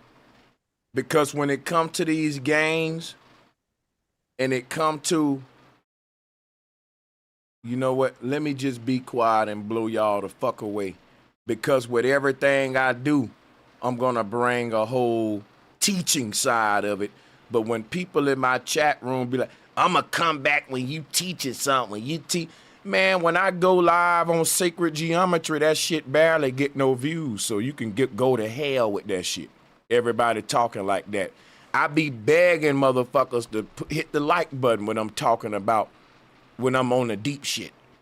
I be complaining that, nigga, when I'm on the bullshit is when I get the views. Listen, I'm gonna let the numbers tell me what's going on. Fuck what y'all saying. The numbers ain't gonna lie. And watch this right here. Watch this. Bless you. Sorry. Check this out, right? This is my channel here. I want to point something out. Check it out. See? When I'm talking about Drake, I get 44,000 views on a video. When I come behind a video where I'm talking about Drake on, see, this is about Drake and Kendrick right here. This bullshit, remember? You see that? That's 44,000 views. See, when I follow that up with the knowledge, it only get 13K. I want to say salutes to everyone. That's 13,000 views. That's when I'm really going in and doing a lot of work on the board and shit, etymology, nigga, Indiana Jones. When I can just gossip about a rapper and triple them views. The numbers ain't showing me that people come to me because they fucking value my teachings. And I ain't no nigga that's gonna lie to myself. I know that there's a small group of people that fuck with the syncretism who want to unlock their third eye and be deep and advance their spirit. Everybody else, I got to be like a fisherman and put some bullshit on the end of my hook to bring the real they motherfucking asses in. Real talk. Because when I'm teaching my knowledge, I'm only teaching to my small class of students. That's what I'm telling you. And I don't give a fuck how people take it, but I'm a content creator. I'm gonna let the numbers dictate to me how to make content. And what this is telling me is, Sanchez, keep doing your syncretism and your sacred geometry, but you better not stop doing celebrity gossip either. And I'm a real ass nigga. I ain't even, and I'm transparent. I'm letting you know how I'm thinking and based on what I'm looking at. Now let's get on with this celebrity gossip.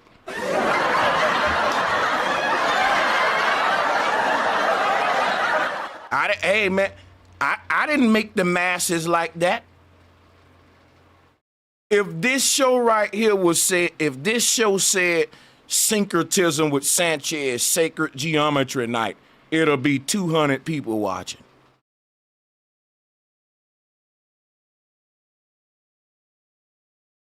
I'm gonna still teach y'all the knowledge, but listen, I want to grow my platforms too. Sure.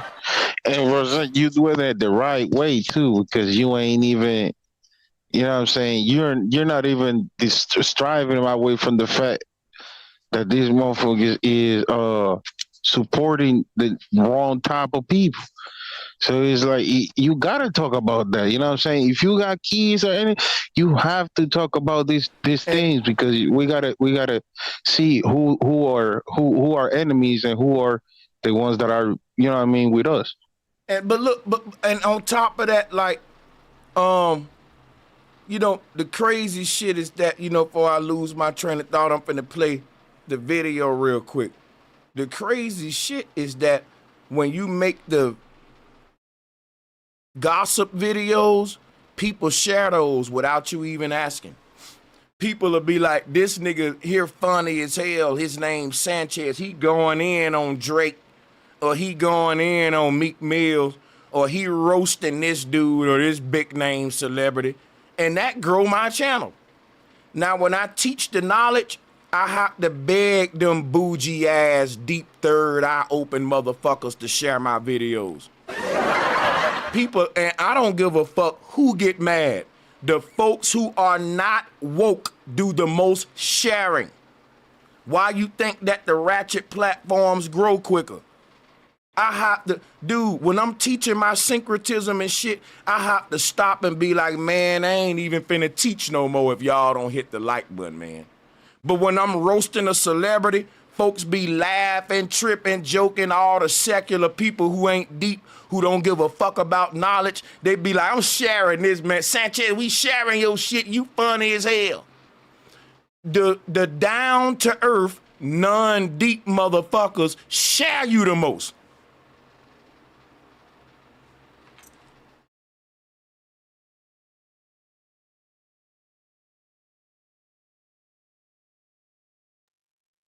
Hey Sanchez, don't let that comment, buddy say get into it, man.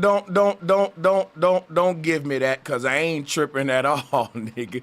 I'm just passionate. Man, we respect it. We respect what you do, and we see how you do the things, and we see that you feed into what's trending. You know, you gotta get it your way, the best way you can get it. Man, if I left my channel up just to grow with third eye, crown chakra open motherfuckers, we won't be growing, nigga. Shit. Let me hit play on this video. Cause they just come get they little aha moments and leave.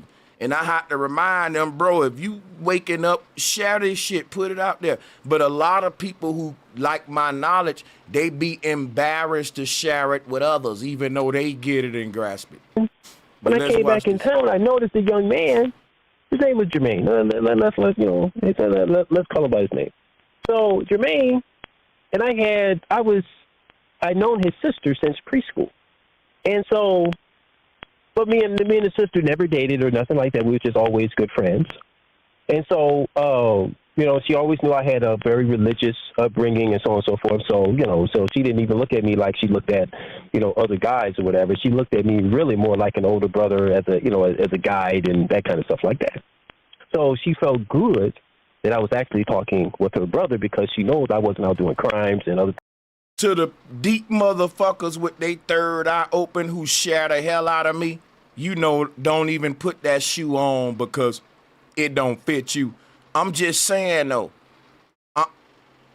I'm true. What I'm saying ain't no lie, Mark Treadwell. But what I will say is it's kind of disingenuous for me to say that because it's just more non-deep people than it is deep people. So even though what I'm saying is true, I will admit that I'm saying it kind of on some disingenuous shit. I'll go and admit that, because I will admit that there is more people who like the bullshit versus the people who just want to be enlightened. So it's like, duh, Sanchez, you gonna make us feel bad about that? Yeah, because I want this shit to grow more, nigga. I'm gonna beat you with a whip to get us to where the fuck we need to be. In the military, even if you did good, they'll say it still ain't right, do it over. Come on, let's go. So, so she didn't even look at me like she looked at, other guys or whatever. She looked at me really more like an older brother, as a guide and that kind of stuff like that. So she felt good that I was actually talking with her brother, because she knows I wasn't out doing crimes and other things like that, that I was the opposite of the other youth that was around me. I just had an older spirit on me, if that makes sense. Yeah, I had an older spirit on me. So I was. What we're listening to is the brother reformer over there at gospelofyeshua.com. I'm going to have him on the show. He's breaking down the difference between the 5 and the 6, the folks nation versus the people nation, and the connection between gangs and organized religions. This is very mind-opening, and you just need to pay attention here. I was able to guide younger people into the light of truth. So with this young man, so I had to go out of town a couple weeks, and, especially in the summer, that's when things pick up and so on and so forth. So I will come back home for a couple of days and I will leave back out. So then that Friday, Saturday, and Sunday, pretty much I'll be gone. And then, I will come back during the week and that kind of stuff like that. And so, talking to Jermaine and stuff like that. So then he wanted to know more about Chief Malik, which is notorious El Rookin and Black P Stone leader, Jeff Ford. So he was like, yeah, and what you know about Chief Malik and so on and so forth. So I began to tell him the information I knew about him and so on and so forth. And so then the brother began to go down to the library, get all kinds of information and so on and so forth. And based on those news stories, see, that wasn't what I was doing, was no longer attractive to him. Now, I taught him all about, Mr. Muhammad's teachings and justice, freedom, and equality. I was teaching him about Noble Drew Ali's teachings, love, truth, peace, freedom, and justice, all that kind of stuff, right? But that wasn't enough for the brother, because I wanted to show him the difference that gangs is one thing, but organization is another. So if you really love these teachings, then you should join the organizations and then become a part of the force that is, changing black community, for the positive at that time. That's what I was believing. And so once I was going out of town, the brother he began to hang with some of the other rebel Black P Stones that wasn't listening to literature, because in all gang literature, and I studied all of it, all the main ones, even the original Black Gangster Disciples of Chicago, the GD Nation, even if you look in theirs literature, right? Knowledge, wisdom, understanding, love, life, law. So when I said to you, love, truth, peace, freedom, justice, that was the points of the 5-pointed star. And when I just said to you, knowledge, wisdom, understanding, love, life, loyalty, right? That was of the Gangster Disciples. And of course, I was a BD at one time too, right? A Black disciple. So, because all the gangs, it has to do with different religious factions, right? So, the BDs or the Black disciples belong to the Hebrew Israelites, also the GDs at the same time. That's what really the gangs in their literature is. It's meant for them to actually get out of the. Are y'all hearing this shit, bro? Oh my God! Are y'all ain't I been teaching this shit for years, that the gangs and the fraternities and all that shit is connected? This brother is coming out showing you how it tied to the religious groups. And if you look at the Hebrew Israelites symbolism, it lines up exactly with what he's saying about the folks and all them, bro. And the Hebrew Israelites stay connected to all of the rappers, the gangs and gangsters, right? Just like the Nation of Islam. There's a huge connection between the gangs and the religious organizations. And this man going in, listen to this shit. 5-pointed star. And when I just said to you, knowledge, wisdom, understanding, love, life, loyalty, right? That was of the gangster disciples. And of course, I was a BD at one time too, right? A black disciple. So, because all the gangs, it has to do with different religious factions, right? So the BDs or the black disciples belong to the Hebrew Israelites, also the GDs at the same time. That's what really the gangs in their literature is. It's meant for them to actually get out of the youth organizations, right, and then get into the actual organizations that is about, you know, the social, religious organizations that is designed to better our community, right? What up, Bobby Knight in the house? What's good, bro? The Vice Lords, they are more Christian-based, but they have some affiliation with Noble Drew Ali's teachings and also teachings that comes from the East, right? Islam. And other gangs that they're going to follow on those lines. Of course, it's a gang that I'm missing here. But all gangs that's under the 5-pointed star, right, the People's Nations, right, they typically have Islam under them, and everybody under the 6-point star is supposed to have the form of Hebrew Israelitism or Black Judaism under their belt, which is why the leader of the black disciples, his name was King David Barksdale, you know. And so as I'm, you know, teaching this brother these different things and showing him about how even the graffiti would flow into actual organizations, you know, the actual religious social organizations and so on, just like the Latin Kings, right? That is very Catholic in order. The Latin King is Jesus, which is Jesus. You know what I'm saying? That's the Latin King. And now what the gangs do, that's something totally different. The crimes that they commit, that's something different. Getting all into gangs and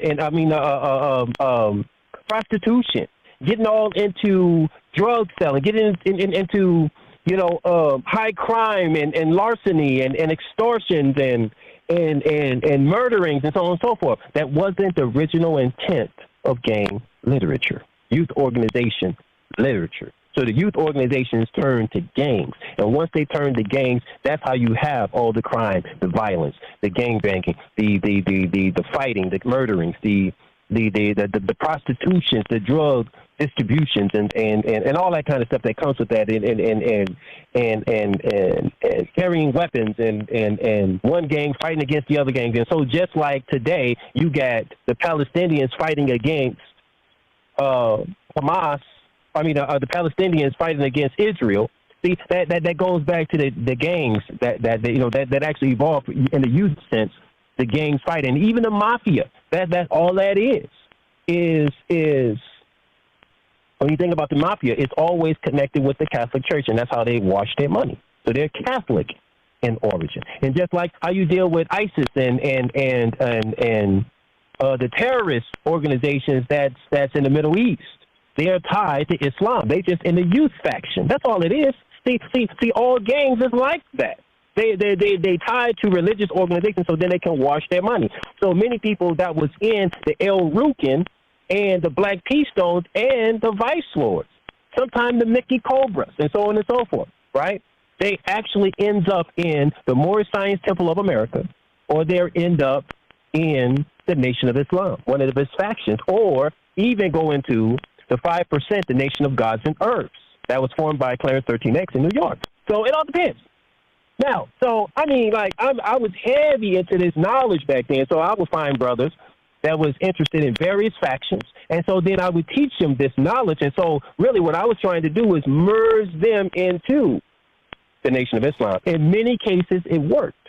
But for this particular brother that was named Jermaine, once I went out of town, beloved, then Jermaine started hanging with some Black P-Stones, and it was this group. It was this group that had maybe a few El Rukins, which was more older men, right? You know, that was running the guns and drugs in that neighborhood area. And I didn't judge them at that time. The reformer wasn't a judge at that time. He wasn't judging.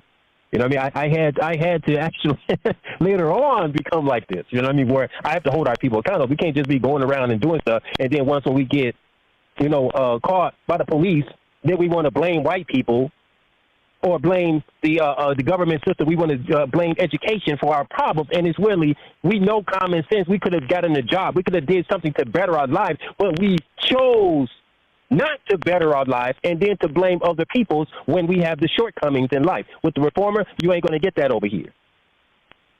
But back to the brother in the story. I didn't mean to digress so much. Well, the brother, he began to hang out the gangs, right? And the Black T-Stones and the Vice Lords. These are the ones, some of the ones that wasn't listening to me at that time in that area. So the brother didn't obey my teachings. So what happened? He ends up killing some people in a drive-by shooting. It's a tragedy. I mean, I was hurt when I found out. He killed some brothers in a drive-by shooting, GDs. And he spent about 30 years in prison, 30 years or more. He got. So I found out once I got back in town. And at the time, we was on tour. I was on tour with Minister Farrakhan. And guess what the title of the tour was at that time? It was called the Stop the Killing Tour. And we was going around dealing with the gangbangers and those that's in our community and trying to get them to put down the weapons and so on and so forth. So I'm on the ground level on both ends trying to help our people. I'm going to be I reached out to the brother here, and I'm going to hopefully get him on the show. And we're going to be doing a couple of collabs, man. He got a lot of good content. Yeah, welcome to the bill, Bobby. You got it. Salute to everybody on the call. Hey, salute, man. I heard everything the brother was saying. He was definitely spot on with tying in the religious part into the gangs, especially in Chicago. I know that to be true. I think the only thing that I would have a little pushback with is that, again, as I've always said, the biggest gang in Chicago would be the religious and political organizations, i.e. the police force, the Catholic Church. What he basically Islam. saying is that they're all one big family. Yeah, that's why I said I agree with that. And that's why I'm going to get him on, too, and I'm going to pass the mic to you. I want to hear what you think about this real quick. This going to be 10 seconds, right? The reason I'm getting him on is because I want to go into the fact that I don't give a fuck if you're a police, a gang member, a dope dealer. I don't care whatever you name along those lines, you're a gangster. You're a killer for Uncle Sam. Crip, blood, police, infantrymen. And that's something I just learned that I'm starting to wake up to more and more, no matter which one of them. Because when I was in law enforcement, I used to hold my head above street niggas. I used to think I was so much better than a street nigga. Like, yeah, I'm doing something good for the community, and you niggas is just the thugs and shit.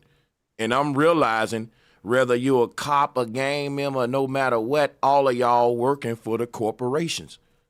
But yeah, sorry, Bob. I just want to let you know and establish that because, I ain't going to push back on it. Yeah. I think we was having a discourse on that a few months ago when we was kind of like bouncing around the idea, are the police gangs and this and that, you know what I mean? And I just know coming from, Chicago, just it's kind of like operation, that's normal operation. You see what I mean? The church to the gang to the higher political forms and then vice versa.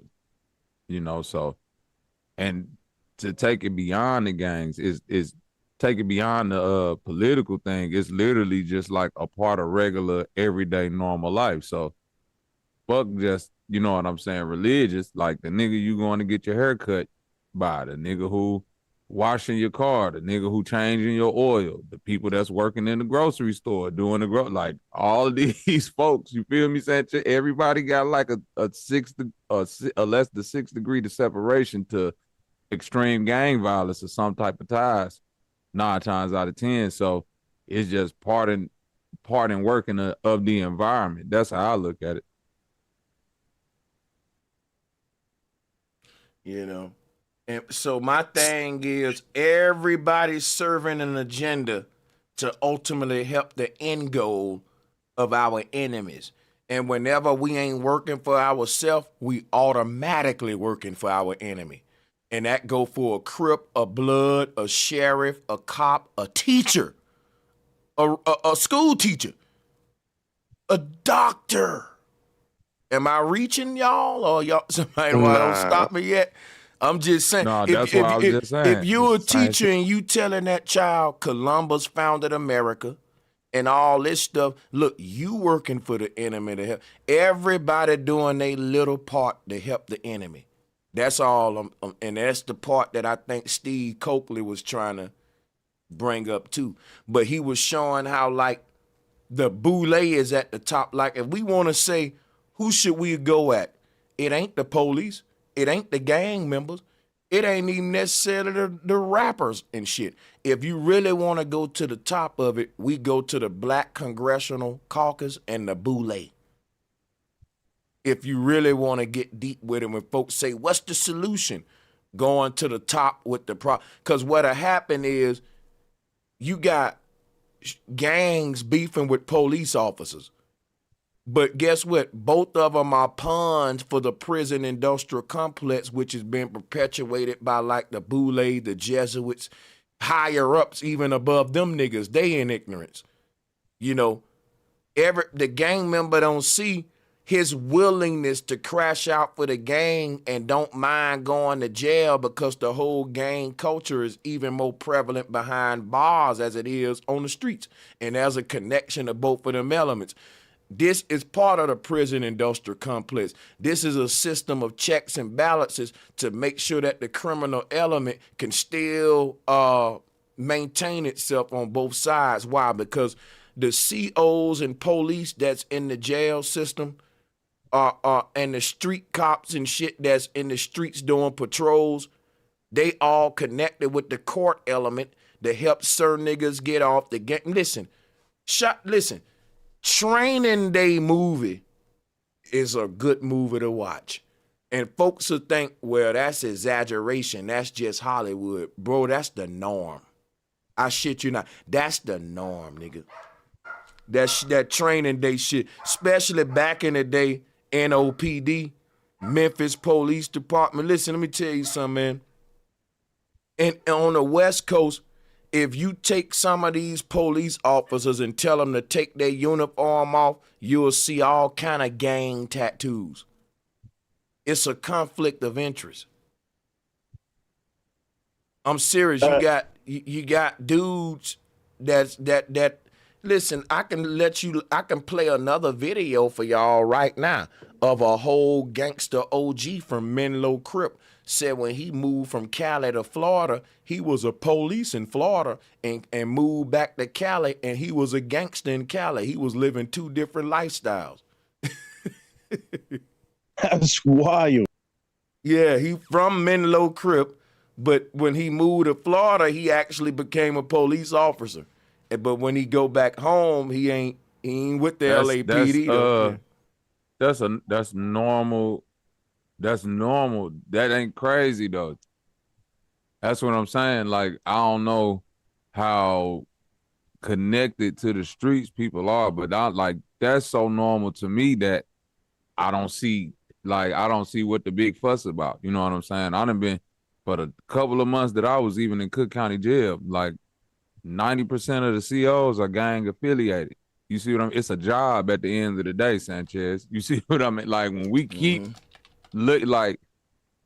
get beyond, like I didn't go to the military, but I was signed up for the military and I got a lot of friends in the military. It's still 50-50. You got half of the people who go who are like, yo, I'm on some patriot shit. my country, and all that. That's true. The other half of people like, nigga, this is a job. I don't want to give a fuck what happened over it. Like, they for self. You see what I'm saying? Yeah. And they're literally looking at the position like, hey, if they're a bad person or, so to speak, don't got the right moral compass, they'll do anything in that position to benefit them. Yeah. And they OGs that will actually guide them youngsters to go to the police department or go to the police department or go to the military so they can get the skills and come back, you know what I'm saying, and help them out. OGs will actually agree with that. They will actually push the young kids to do that because they need them. You know what I'm saying? They need them inside. So, but it's crazy that he played that double thing. That I didn't, you know, I was on the street, but I didn't even know West Coast moved that crazy, where you have a double life right here. You know what I'm saying? That's some crazy shit. This the interview I was talking about. This the Crip I was talking about. On Insider. Mean, like Bobby said, that shit ain't no rare shit. Super normal. Oscar, what's up with it, gang? Hey, dude. Well, hey, but see, this what I want to know. You okay? But hold up, Bobby. Hey, look, that ain't no rare shit, right? But I'm going to tell you what is some rare shit, right? Saying that you a Crip or a Blood, but you don't claim no hood. Now, that's rare. That's fucking rare.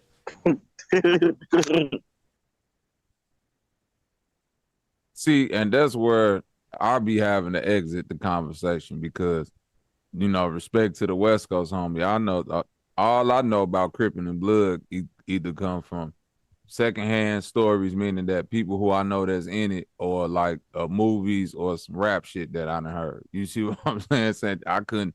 You know, we got Crips and Bloods here in St. Louis, but it ain't the same shit as in Cali, because it's Crips and Bloods and it's GDs and Vice Lords. So okay. It's just like some whole different shit here in St. Louis. Now somebody said 1090 Jake got put on blood in prison. That's why he don't claim a hood. That's a lie, because I'm going to tell you how the prison shit work, and I never been in prison. All I know is even in prison, the sets are still in prison, but they go under a certain umbrella and unite because the race shit is big in prison. But just because you got put on in prison don't mean you ain't from a hood. You can't escape the hood. You got to claim something, bro. You can't just be no rogue ass blood, what bro. Prison he got put in? Where is that? Because I keep asking people about this 1090 Jake character and where the fuck he from and what, like, how he got put on and all of that. Like, what is that? Even in prison, like, just say if you go to prison on the West Coast and you're a black man, but you ain't from a gang, guess what? Some gang may say, look, we got to put you on, nigga, for your protection in here. You might end up being a Black Gorilla Family, BGF.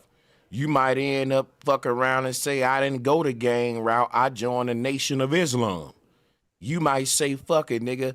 I was locked up in LA. I wasn't in no gang, but I got with the Crips. And then guess what? When you get out of prison and the niggas say, what set you is, you can't just be like, well, I'm a Crip. You know, I joined Crip in prison, so I ain't from a particular set, because it'll be a particular set in prison, just like on the street, that's running that particular part of the prison, and they will put you on, and you will be from that, and you will be from that hood when you get out. What if he start making money and he just put them niggas on payroll? Because that's and niggas accept money nowadays. Like, my thing is, if you hang out with a nigga like me, you can't buy me. You know what I mean?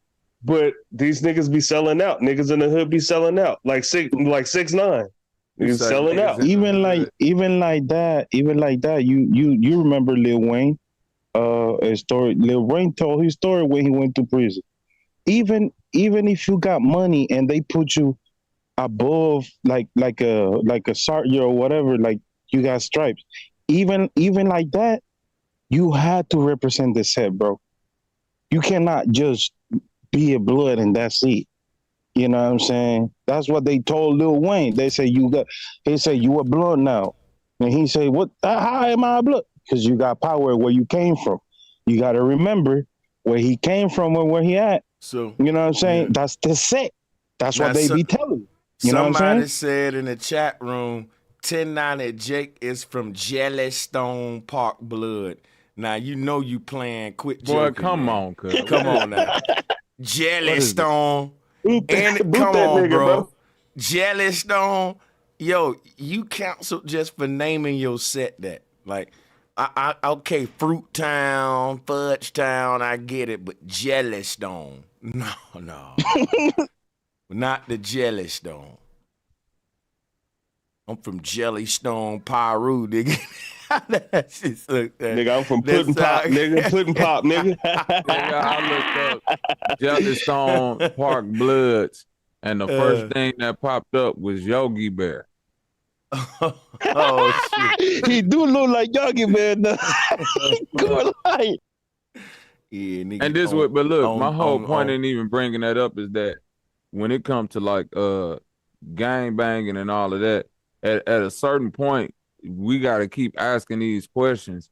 This is the internet, and a person like 1090 Jake, although he went to jail and all of that, who's verifying his stories? Because the couple of videos that I've even seen of him talking to his jail buddies be other dorky looking white boys.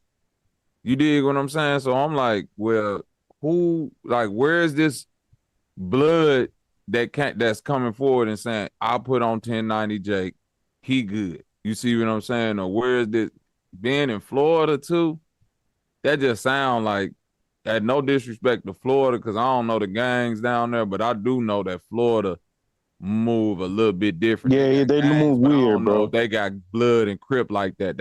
I think Florida got more like island gangs. Like it's more about your culture, like the Haitian gangs, you know what I'm saying, the Cuban gangs. Yeah. They move more like that down there. So I don't think Florida blood and encrypted. That's what I'm saying. It's just like New Orleans. Them niggas ain't gang banging in New Orleans. Them niggas just chop a city. Like you know what I'm saying? You go certain places when they say certain places when you say you get put on a gang, I gotta question it because I'm like, not to say that the place ain't gangster, but I don't know gangs to be there like that. Right. That's why New Orleans gave Lil Wayne them so much backlash, and they was like, nigga, we don't got blood. So don't gang bang down here. Bang, well, they gang bang, but it's by wards. 9th Ward, 5th Ward, 3rd Ward, shit like that. Cali Oak Project, Magnolia. That's how they bang. But that's what I'm saying. They don't look at that as gang banging down there. They just look at that as repping your neighborhood. Because my best friend from down, he from the 9th Ward. Actually, but the whole thing is they wear bandanas and throw up sets, though. That's why I call it gang banging, because it really looked like some gangster shit. Okay, I give you that. They do throw that Cali up, all that shit up. So yeah, but still, you can track, bro. Sunset, you can still track them niggas to one hood, right? Can still track that motherfucker to one hood. Yeah, you can track them to their hood. Like I said, I think the nigga paid niggas off to be able to survive, bro, because nigga, I can't come over here and say that I'm a Crip and then everybody see me and then when I go out, I don't get pressed. Or, I don't. Yeah, that's what I'm saying. Like, that's my point, Thug. That's what I'm saying. This the internet.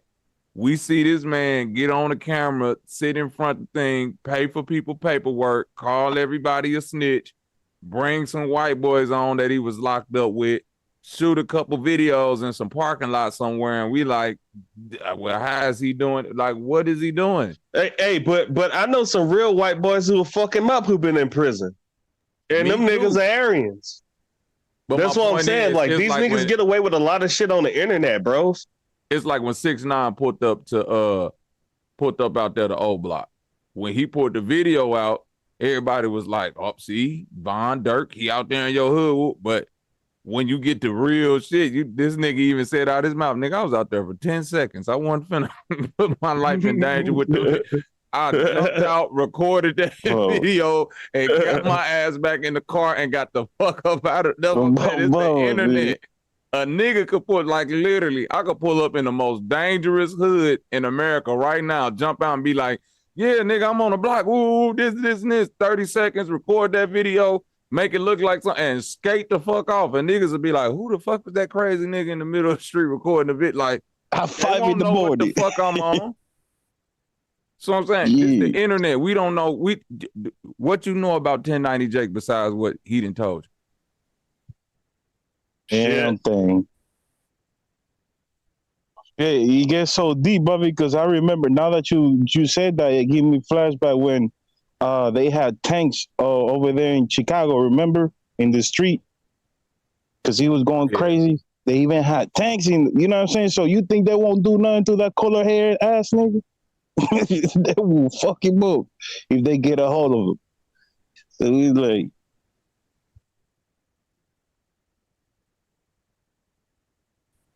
yeah, hey, but I honestly think that that nigga Adam 22 has something to do with it because, come on, bro, no, he have no street credibility, but he have all the street niggas on it, and you know they put their people on, bro.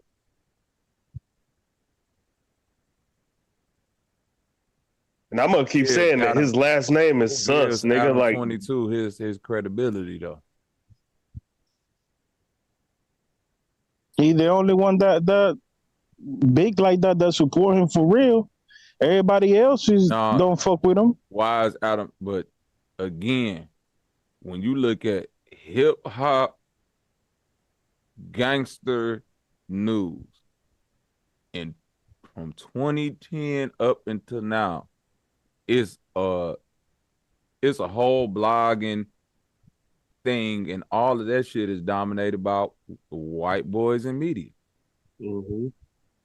Let's just be honest about it. Vlad TV, Adam 22, and when I say white boys, I'm even throw DJ Academics in there because I'm saying white boys, for lack of better terms, is like y'all not really from this shit. You separated, just like it's white dudes that's really from this shit. So I'm saying like a lame, like one nigga's a skater, Vlad is just some Russian dude. Academics was a fucking weird, like, but these are the talking heads. When you look at the people that's putting out the King Von documentary, that's some nigga from England, just a white dude. You see what I'm saying? The people that's reporting on old block and making Chicago this dangerous, oh my God, this and this and this, these is white people. I get offended by that because I'm like, nigga, I'm from Chicago. This shit ain't like that. Old block is fucking one of the smallest projects in Chicago. How the fuck they like niggas from Chicago be like, nigga, this ain't nobody fearing old block. Just stay from over there.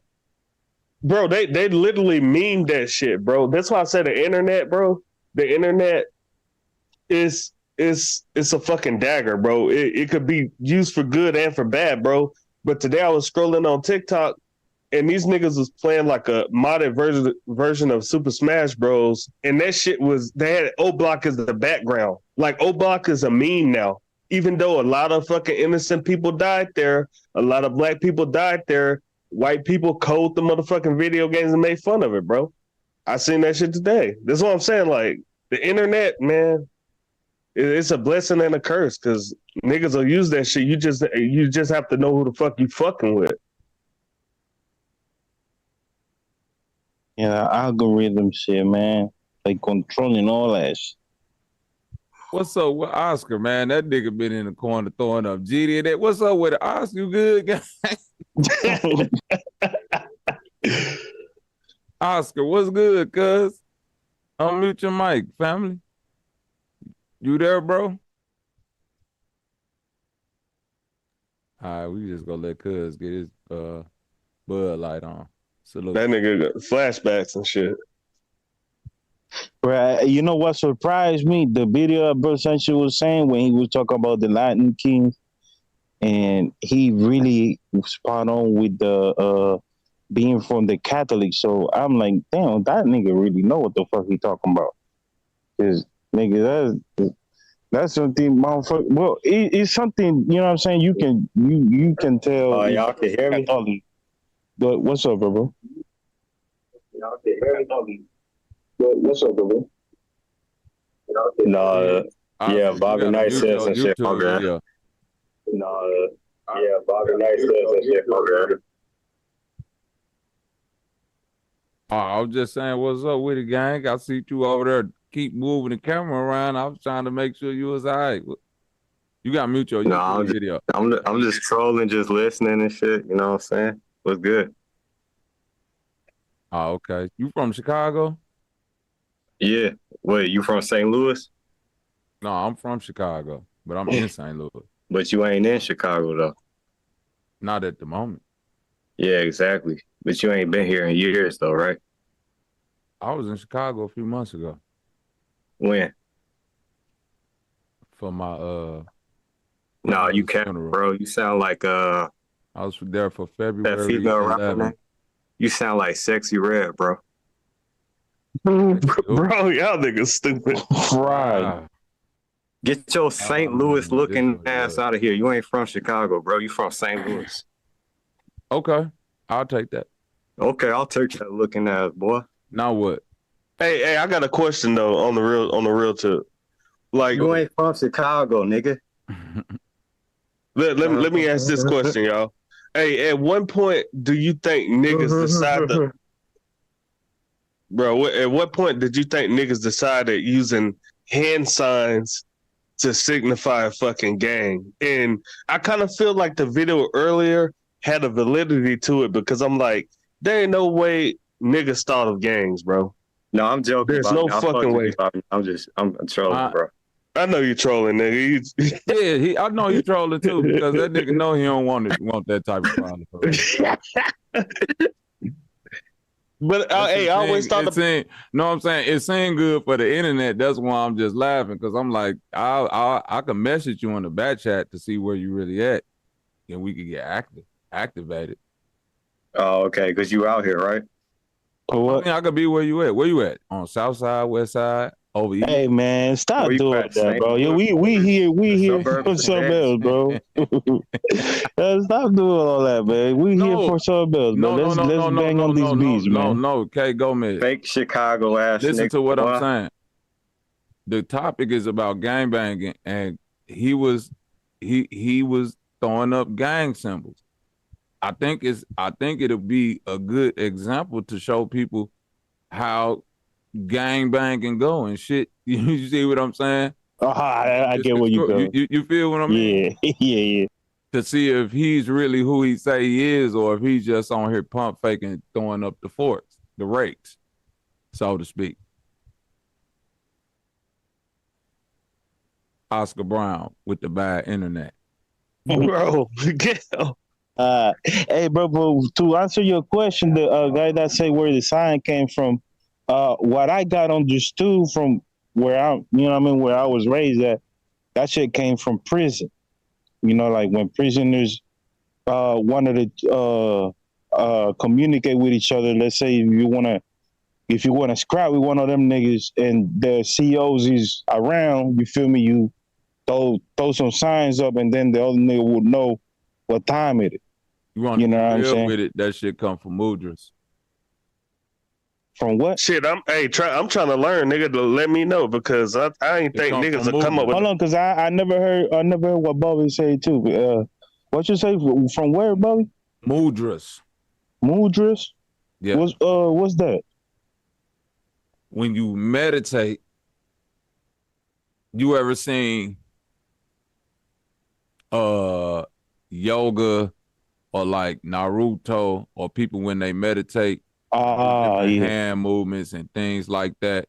When you look at the Baphomet, how one hand up and the other hand doing another thing, you see what I mean? All of that shit come from that signaling different type of energy. Yeah, I can dig that. I can dig that. Yeah, you can go all the way back to like gangs, fraternities, ancient secret societies, Hindus, all of that shit, them hand signals, them mudras and all of that shit go back to what they interpreted in them gang signs and all of that. You know what's crazy, man? It's the fact that the Hindu used to like this shit is blood today, but when they was doing these signs, it was to activate certain. This goes into that homunculus topic, how there's different nerves that run on certain parts to activate certain parts of the brain or some shit. Y'all up on that to where like it's certain parts of the feet you can press that'll activate certain memory and shit. It's like it's crazy. I can pull up the chart right now. It's a kind of complicated chart. The homunculus, the man in the man on the brain. Yeah. And so they would have different hand signs and shit to correspond to different shit, and then that turned into niggas stacking and shit with gang. It's crazy how the ancient spiritual shit had a meaning, right? And the symbols and all that. And then if you look at what it is today, because think about this, even if you look at how the gangsters stand up like this, you know, the gangsters be standing like this. 45-degree angle. You gotta stand on your square. Oh, my mama. You gotta stand on your 10 square, toes down, nigga. 10 toes down on your square, boy. You better cock them feet. Yeah, 45-degree angle, just like George Washington on his Freemason picture and shit. Like, it's a lot of symbolism that they want us to continue doing, but not knowing the meaning of, and that's how you can hide it right in front of our face. And then if you mix it with the gang element, niggas that try to wake up and start coming with them same symbols, guess who gonna be gate guarding them symbols? The gangs. They gonna say, bro, what you doing with that inverted swastika on your t-shirt? See, like I said about the Hebrew Israelites with that 6-pointed star, that's King David, the star rim fan. And if you look up the star rim fan, it come in a 5-pointed star and a 6-pointed star, and that's the 5 and the 6. All this shit is literally based upon ancient spiritual systems that got very much so corrupted and deteriorated to what we see today.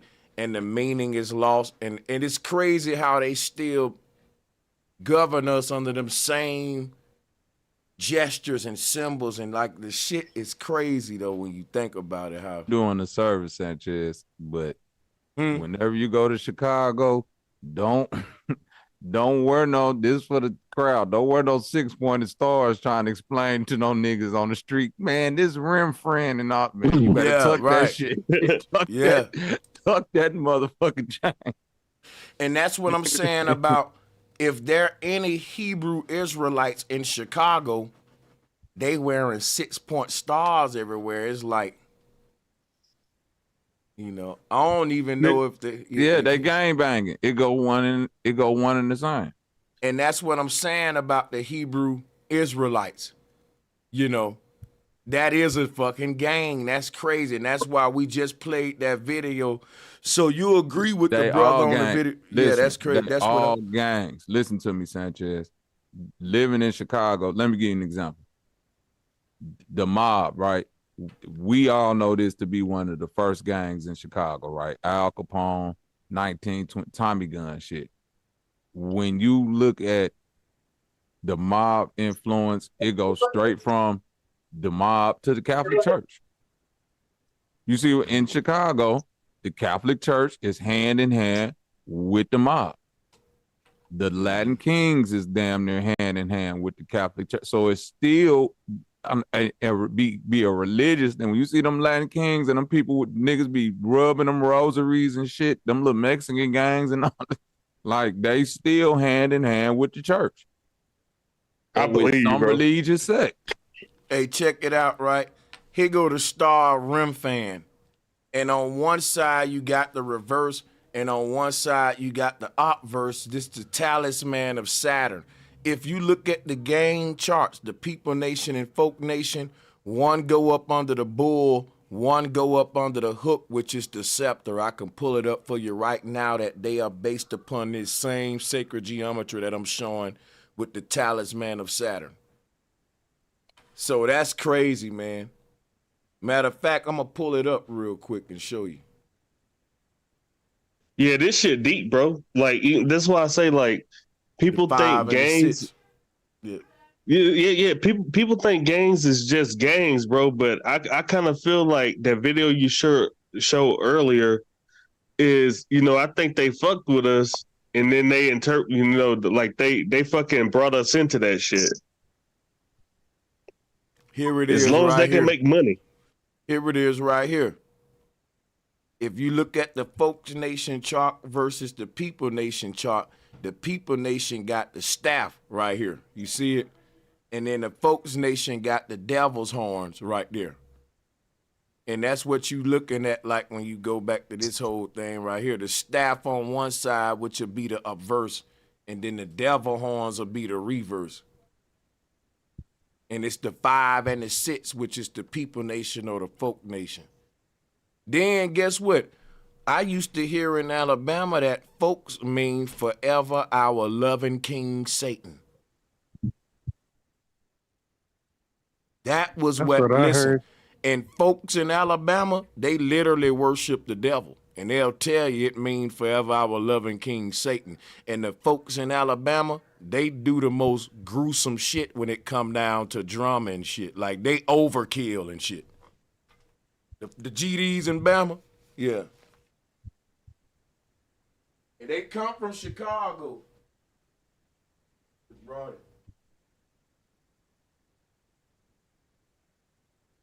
Yeah, I heard that too.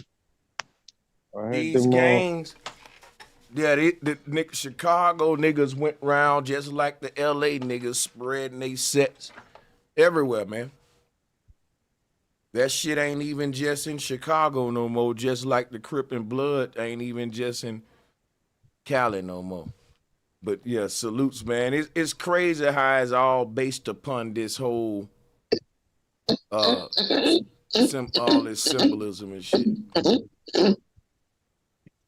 I don't know what that was, but I hope that brother all right. That nigga, shit. What the fuck? Ooh, shit. Nigga, that nigga on a mic choke. Ooh, we Diggy. Get a mic check from Diggy. Diggy, You all right, good? Diggy? Hey, somebody call services. Yeah, we for that might nigga. have to call that nigga on us, somebody for that Hey, nigga. somebody know Diggy, call somebody.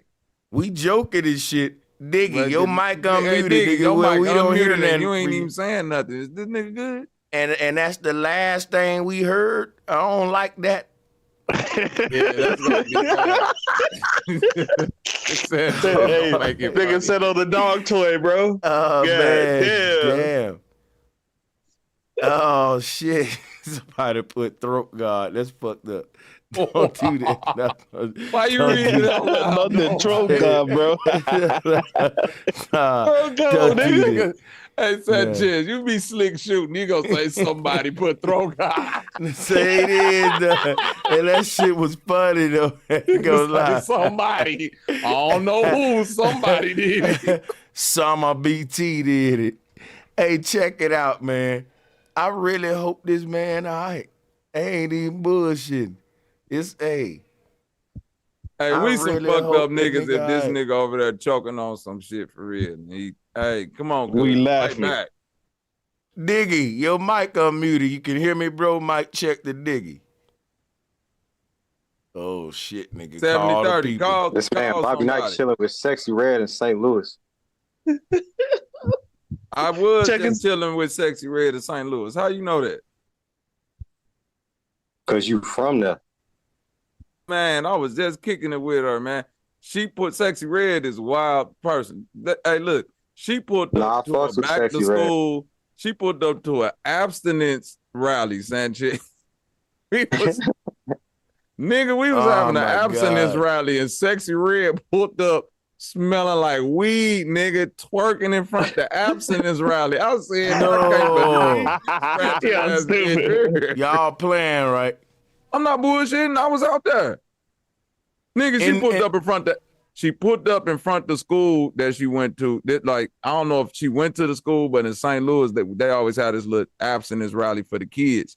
And I'm pretty sure she went to it back in the day when she was younger, but she put up thinking she Sexy Red, tried to get in. And they was gonna let her in at first, but they weren't finna let her perform.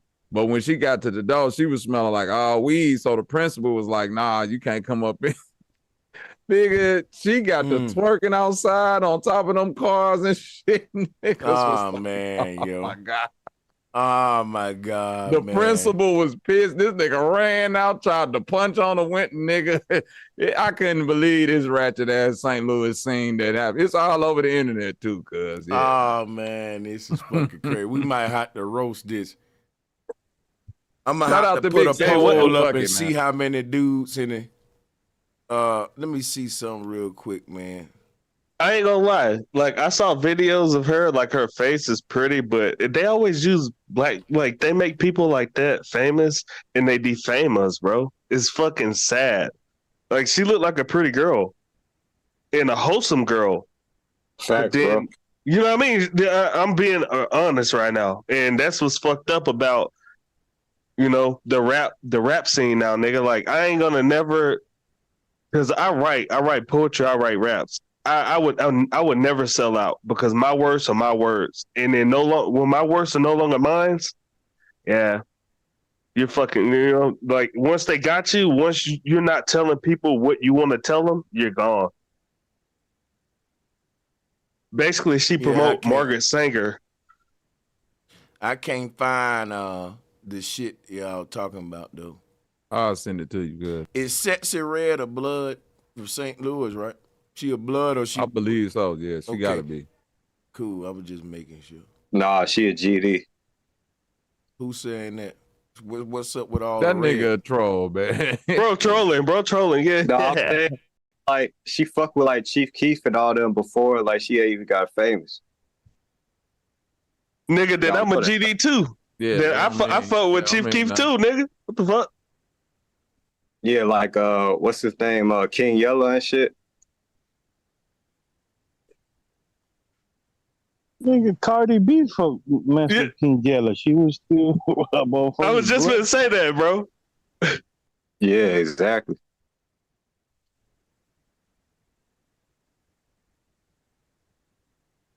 Yeah, they was saying that basically something happened recently viral with Sexy Red to where, she at her old high school. No, Bobby was just saying that. I'm trying to find it so we can do a review on it together, but I ain't tripping. It's all good. Hey, let me say this. She did a song with if you Chief get the Keef link, you can go ahead. No, I'm just talking. I'm just trolling. Really, it doesn't really mean anything. But I was gonna say, like, she did a song with Chief Keef, and Chief Keef was like saying smoking in the song with the collab. Y'all know when Chief Keef smoking took a diss, and Sexy Red was on that shit. And we also got to take account. We also got to take into account the fact that when these gangs move to these other regions, man, they rules and they a lot of things change. Like enemies that was an enemy in one state ain't an enemy in another state. They actually linked up together. Like it's different. Like even like West Coast Bloods don't acknowledge East Coast Bloods. They don't even. The West Coast Bloods don't even think East Coast Bloods real Bloods, so it changes when it moves to a different coast or to a different state. It ain't even the same gang anymore. Just because they say the same name, they don't even stand by the same laws and the same rules. They just using the name at that point. Now, when y'all say that Sexy Red smelled like weed, why are people saying she just smelled bad? Like, that's kind of clickbait. They trying to make it like she fishy or some shit when it's about weed. Yeah, it wasn't that one. I was out there.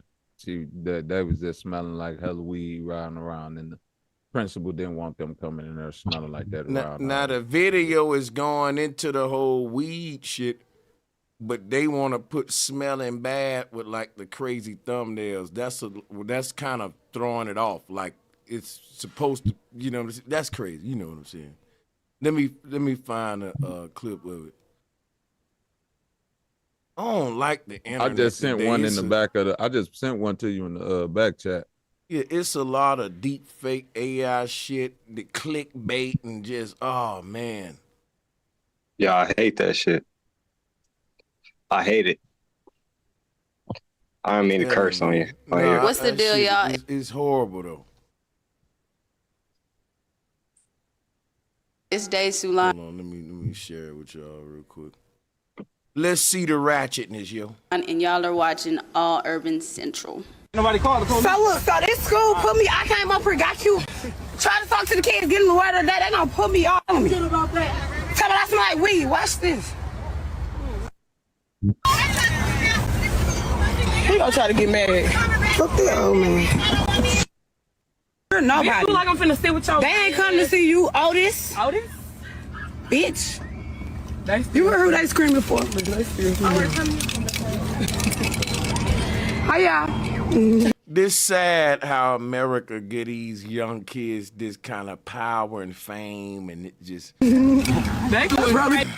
Sanchez, if I'm the high school, I'm kicking her out too. Like, you smelling like weed in my school. I'm finna get on that in a minute. Y'all might not like what I got to say. Hold that thought. I'm smoking weed right now.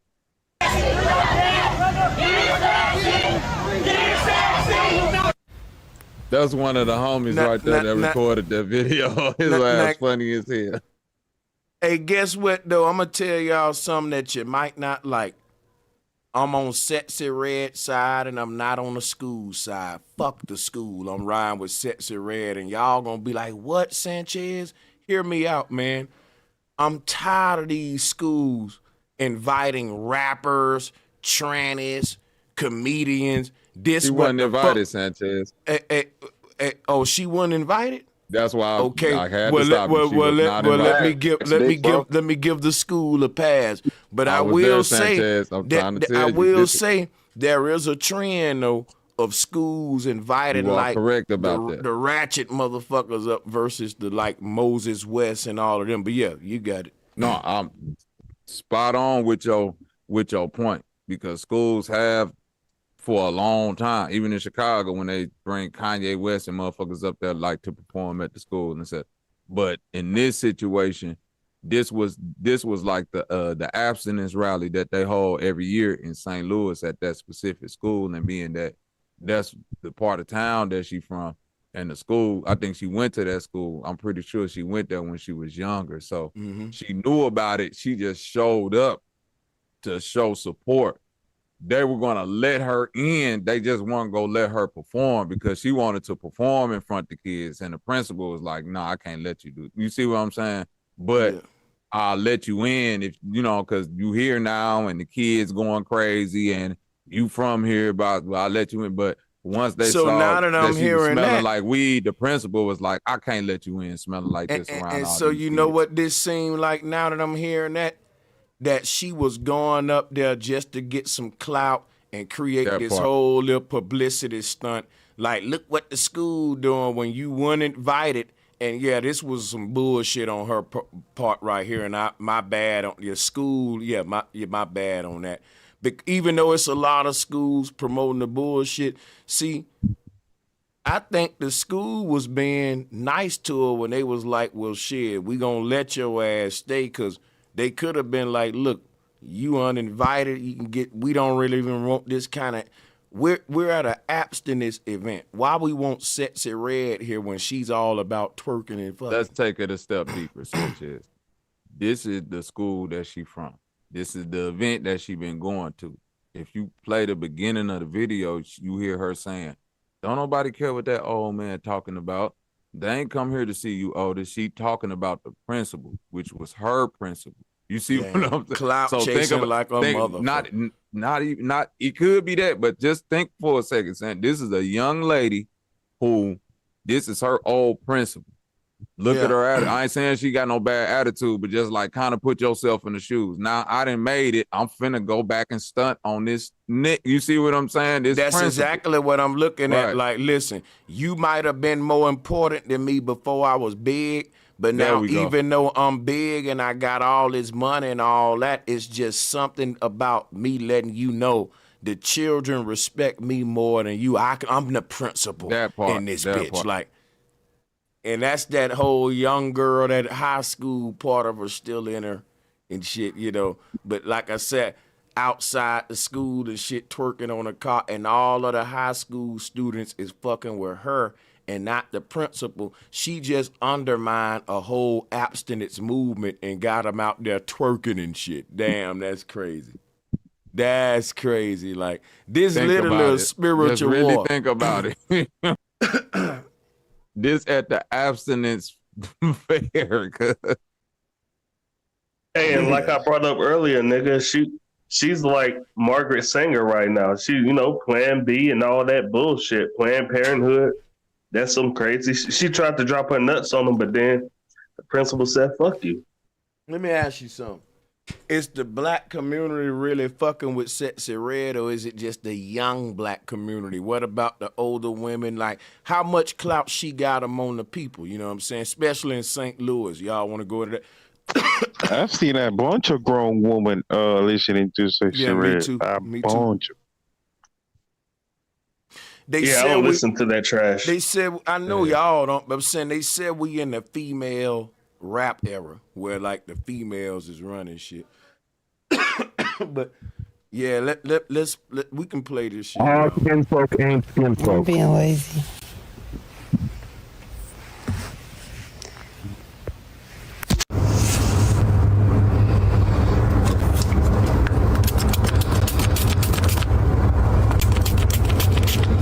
Tell me, what you thinking about when you finger popping this pussy? When you fucking me, you know I like to get it real kinky. Yeah, can't nobody bitch put it down like your bitch free. Okay, this rest of this shit Right. is just The rest like, of the shit ain't got we nothing to do with nothing. Yeah. I just lost a neuron. Let it play. I burn a neuron listening to that. And that's the thing about internet code. Bro, that's another thing. I'm going to be roasting pranksters one day. I'm going to tell y'all something. This may sound unimportant to y'all, but yo, I fucking can't stand pranksters, nigga. Look, bro. Let me just stop. Nigga, I can't stand pranksters, nigga. I can't stand internet pranksters. And no, I'm not hating on them because they make a lot of money. I'm just saying you motherfuckers literally go out there and fuck with folks. Matter of fact, bro, I was watching some shit the other day. It's this one prankster that go up to people in the grocery store and pull shit out of their cart and just throw it on the ground. So pranks becoming today to where you just disrespecting people so a bunch of more folks can laugh at them and you can get some donations. And it's a risky game because, look, I said I'm going to go and do my little prank video one day to show you why pranksters are a bunch of fucking losers with no talent that just make the internet a bad place, right? But also, I'm going to show y'all some shit, man, about how many pranksters got beat the fuck up and how many pranksters got killed. That was a prankster that was going up on people doing fake robberies. How the robbery? And somebody shot his ass. And they didn't go to jail either. They didn't go to jail either. Yeah. I remember Like, that one, bro. Yeah, this that's just prank crazy. shit, bro, I do not like prank. They so goofy and talentless and just and annoying and just I'ma fuck with somebody for. Oh man, but let me get off of that. Okay, I got it. I think Gus, bro, like we use the internet to talk to each other, and they use the internet to fuck with people, and that shit's annoying. That's the part of the internet that I don't like because it's pointless and you learn nothing from it. Like you literally learn nothing from it. It's useless, and you have every right to want to slap a lot of money. They get a lot of money. Yeah, hey, bro, but that's what you get a lot of money for dumb shit nowadays, bro. But I feel like, bro, like I'll slap the shit out of a nigga they try to prank me.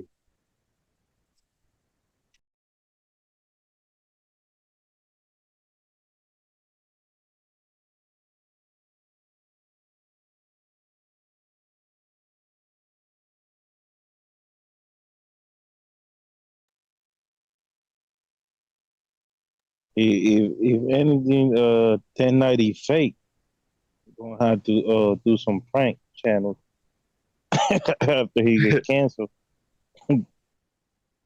Yeah, I never watched that nigga videos anyway, bro. If there's somebody, if I walk out of my room, right? If I walk out of my room and you got tax under it outside of my door, I'm going off on you, bro. Talk all that shit, bro. Yeah, my thing is the first time I saw 1090J, bro, I could tell he wasn't a real nigga.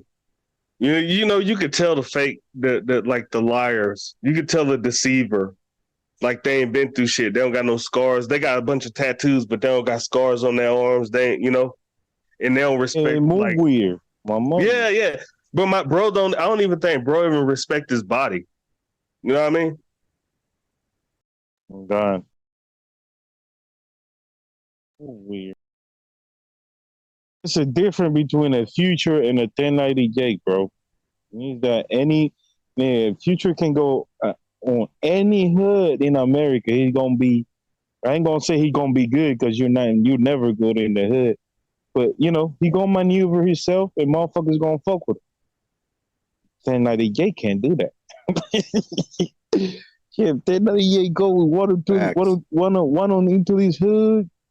And he made a video about one of them niggas that he's from niggas hood, bro. You gonna get your ass whooped.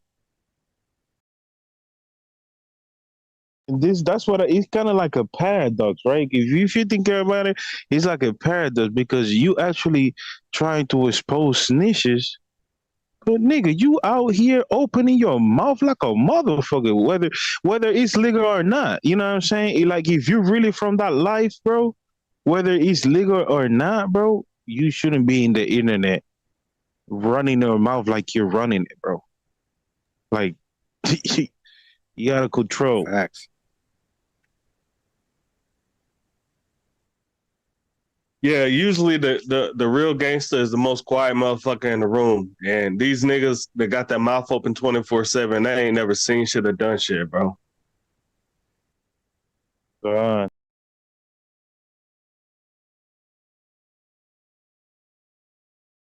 That's why we gotta cancel them, bro. Gotta cancel him, Black TV too, bro. I cannot stand Black, bro. I swear to God. I do not like Black, bro. When he is really the definition of an art, bro, to a culture. Cause it's good that you put people on the forefront and you're gonna give them interviews, but why you for views you're trying to implicate this motherfucker, and then when it comes to important situations and opinion that you need to give your, you know what I'm saying, when you give your opinion about the situation, like this Drake and Kendrick situation, you went off on a whole Harvard. I think she's from Harvard. I don't know if she's from Harvard, but she's a college teacher.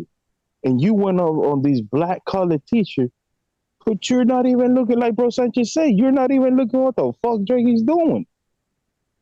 Why? Because you are Jewish too, bro. That's why. Them niggas could cover each other, bro. Yeah, you ain't got no proof of what Drake's doing now. He don't mind. Hold on. So that video ain't proof enough to you? What video, nigga? The video of him on the concert kissing a 17-year-old. He kissed her on the forehead. First of all, second, still kiss. What the fuck? What is wrong with you, bro? Second of all, he kissed her. Her father was in the stand. No. Her father was at the concert. Hey, red flag this nigga, listen, man. Yes, he's over. Yeah, don't talk to that nigga, bro. That's it. So if it was really a problem, her father would have said something. You dumb. Listen, let me ask that brother something. If it was his daughter and he was the father in the audience, would he be cheering and being okay with it? That's all I want to know. You saying me? Yeah. Yeah, I wouldn't care. Honestly, I would rather my daughter get with an older wealthy, rich person Oh, so than you rather some pimp? random bunk dude. You rather pimp her out? I wouldn't care. I instead would of be her. proud. Okay, you know that is fucking just disgust. Yo, I'm gonna tell y'all what that is. Listen. Hold up, one at a time. That is modern day color purple shit. To where I'd rather my daughter get with this man with 100 cows so I can get me 20 cows for my farm. Kiss her forehead, then kiss her mouth. No, check it out. And saying, no way I would let my what she said. 17-year-old daughter be up there, and then at the point where she said, I'm 17, and this nigga proceeds.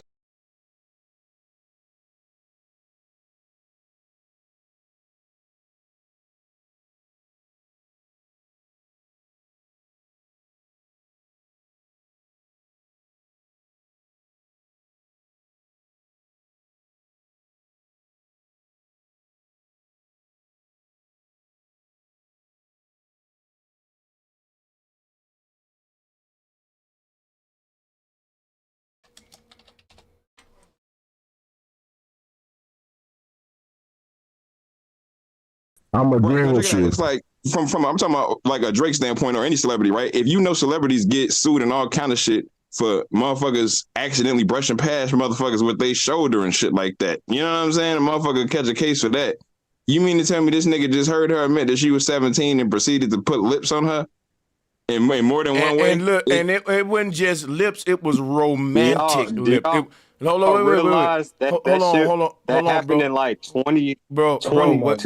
My bad, bro. Nigga, it wouldn't matter if it happened in the hyperbolic time chamber. The point is, nigga, he kissed a 17-year-old girl. There's a bunch of tools in the chat, Sanchez. Nah, we hear you, Sanchez. Yeah, I'm saying let's get a little order. I'm just saying like these weren't just no kisses. They were romantic kisses. And all them. Listen, and it was all over her body on some. All over her body. Yeah, like it.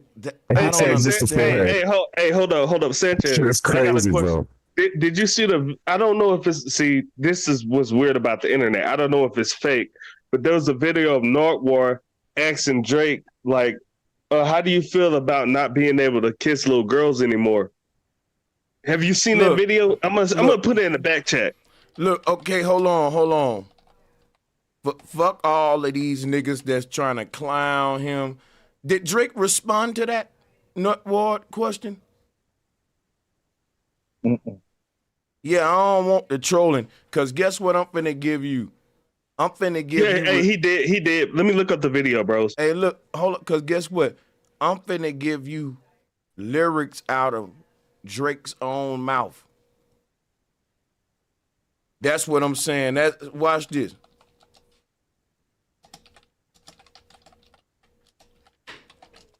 Drake got a lyric saying, you got a baby Benz, you got some bad friends. High school pics, you was even bad then. High school pics. Pedophile line. Now keep this in mind with the stage footage that he defended, right? And I got more pedophile lyrics for you.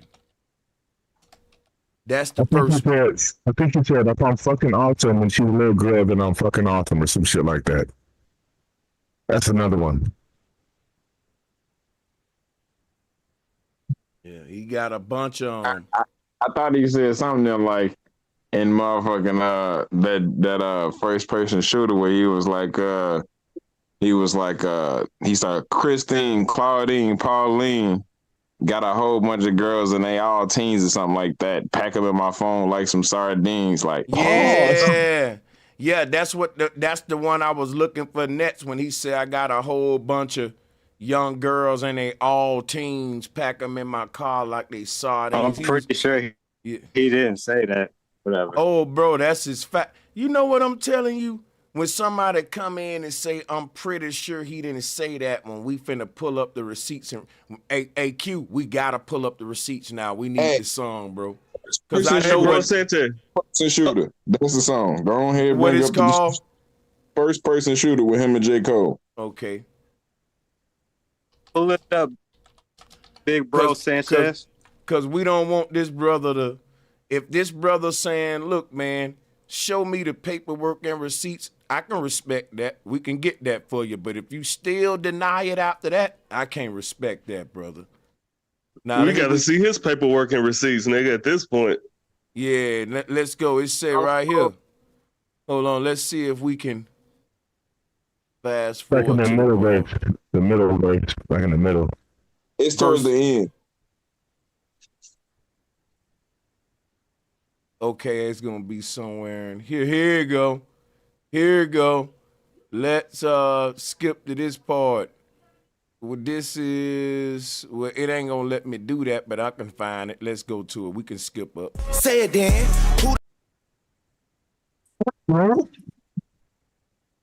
Just play the song. Just delete this live. Like, it don't matter. Hold on a second. Fuck that shit. We can just read the lyrics. Hell yeah. It says right here, and he can make his mind up. It's saying, I search one name and end up seeing 20 teens. Nadine, Christine, Justine, Kathleen. I remember this verse too. He said Charlene, 20 Pauline, teens. Yeah, 20 teens. That's like that's like a Canadian reference. But let me just He was saying read. teens. You don't mind if I finish? I'm not finished though. We ain't Oh, got sorry, to the big bro. right. We My ain't bad. got to the pedophile line yet. It's coming up. It say, I search one name and end up seeing 20 teens: Nadine, Christine, Justine, Kathleen, Charlene, Pauline, Claudine. Man, I pack them in his phone like some sardines, and they send them naked pictures. It's the small things. You niggas still taking pictures of a Gulf Stream. My youngest richer than you rappers, and they all stream. Right here, people were saying. So this kind of clears Drake to you guys. This clears Drake. Now, do I think? Exactly. Now, Bro, wait a minute. listen, Do I listen. think? He Do was I talking think? about Do I streamers. Do I think he's a pedophile? Yes, but I think that people was reaching with this lyric right here. I think y'all were reaching with that one, Exactly, but bro, Sanchez. But watch They're this though. reaching, bro. He was talking about high schoolers. people like you. He was talking about you, bro. Hold on, bro, because you're not going to sit here and pretend that there is not enough proof that he's not a pedophile, bro. No, there is actual proof. It's not even in the song, but there's a lot of high schoolers that's coming out. You got and they're people saying that they went to his parties and they had sexual encounters with him. Oh God, you look got on, people. Look on TikTok. Look on TikTok. You It's everywhere on TikTok. It's everywhere on Run TikTok. them lyrics back and listen. You said he said teens. He never said teens, bro. You see I'm how the saying Kendrick see how the Kendrick meat riders. Hold on, that's not But look, Kendrick. you gotta be fair. Kendrick didn't refer to that song on him, so you gotta get free Kendrick to that one too. And he said shit about Kendrick, bro. This ain't got nothing to do with Kendrick. The people did this one right here. Don't blame that on Kendrick. The people Hey, did this it. what I'm finna Oh say. no, this, it though. definitely got to do Hold with on real Kendrick, quick, bro. Oscar. What you talking about? Whether Kendrick or not, stepped how the you- straight up facts on the man. That Also, we know can that- prove. But listen, Kendrick spoke from his perspective, and I feel the same way y'all feel about him. Don't get too Whether- stuck on the song. Yes, he hold didn't on, say Rick. teens. He didn't say teens, but don't focus on that because there was only a few people who said that. Yo, Mike, Who agreed to that. Yeah, hold on. My fault. No, My you fault. good, My you fault. good, gang. The whole point that I was finna make is this.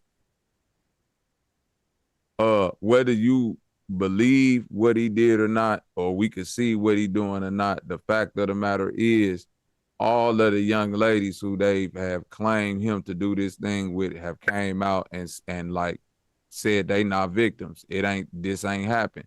On top of that, the videos of the young people that he been with, parents and the young people have came out and said, nope, I'm not a victim. That young lady that was on that stage getting kissed on, she said she wasn't a victim. Her dad let her get on stage. He was right there in the front row. He said his daughter not a victim. Y'all think I'm she not was a saying it victim? ain't weird. Yeah, she was a victim anyway. Even though she said she wasn't a victim, it's still a She victim. was a victim, my nigga, Bobby. What you talking about? It's on camera, bro. Let Wait, Bob- wait, wait, Y'all wait, let- wait, No, wait, let him wait, finish. wait, wait, wait, Y'all wait, don't want to do wait. it. I gotta mute my mic because Y'all let No, Bobby no, finish talking? no. Dang. This what y'all gotta do. We know what he's saying is triggering, but you gotta give him a chance to say whether he agree with it or not, because y'all finna come at him like he fucking with it. Exactly. But you gotta let him state where he stand on it. He just telling you what the situation is. Bobby, do you think she was a victim or not, just to help these guys out? I think she was a victim. Pretty sure Bobby thinks she was a victim. I think she was a victim. I think a lot of people in those situations are victim. And I think even victims themselves can be groomed to a certain point to where they feel like, I'm not a victim. Facts. Okay, then. Let's talk up. So if we gonna really have this conversation, now you talking to somebody with 5 children that actually work with children and have to go through the actual grooming aspect and get trained on the mental fucking ways that fucking predators will groom children and raise them up. Yeah, I have to get trained on that so I can recognize the signs of it, sir. But let me say something. I feel like point being in that when you look at somebody, I feel like predators can be victims too. But I'm not listen, a predator can't be a fucking victim by definition of the term predator, sir. So let's move past that. Let's move past mental that health point. disorders. Listen, again, that don't make them a victim. That just make them sick. So let's keep on moving past that one. Yeah. When you dealing with a victim, but hold on, 70-30. When you dealing with a victim that don't know they're a victim, yeah, we got to move past it because they're not a victim if they got a mental disorder. They're somebody who victimizing somebody that's not diagnosed. They're not a victim. A 70-30. Welcome to the show, man. Let me ask you something, 70-30. You from Cali, right? Yep, I'm over here right now. So, yeah, I wanted to ask you about this 1090 Jake shit. I don't know if you know, from any hoods or familiar with the gang culture and this shit, but I'm picking everybody on this one that comes on. So, you know, and shout out to that brother Red Supreme over there. I know you fuck with him too, and I know he from the streets and shit. I would love to hear that nigga cover this 1090 Jake shit, but first I want to hear what you think about the fact that 1090 Jake being canceled now, but on top of that, right? His whole claim of being like the biggest white blood, but he don't claim a hood. Do you know of any situations in Cali where a person can be from like a gang, but not necessarily be from a hood though, but they from a gang? Yes. I'm not too much familiar with 1090 Jake. I heard of his name, but I don't have no history on it. But hold on, let me step out. My daughter talking right now.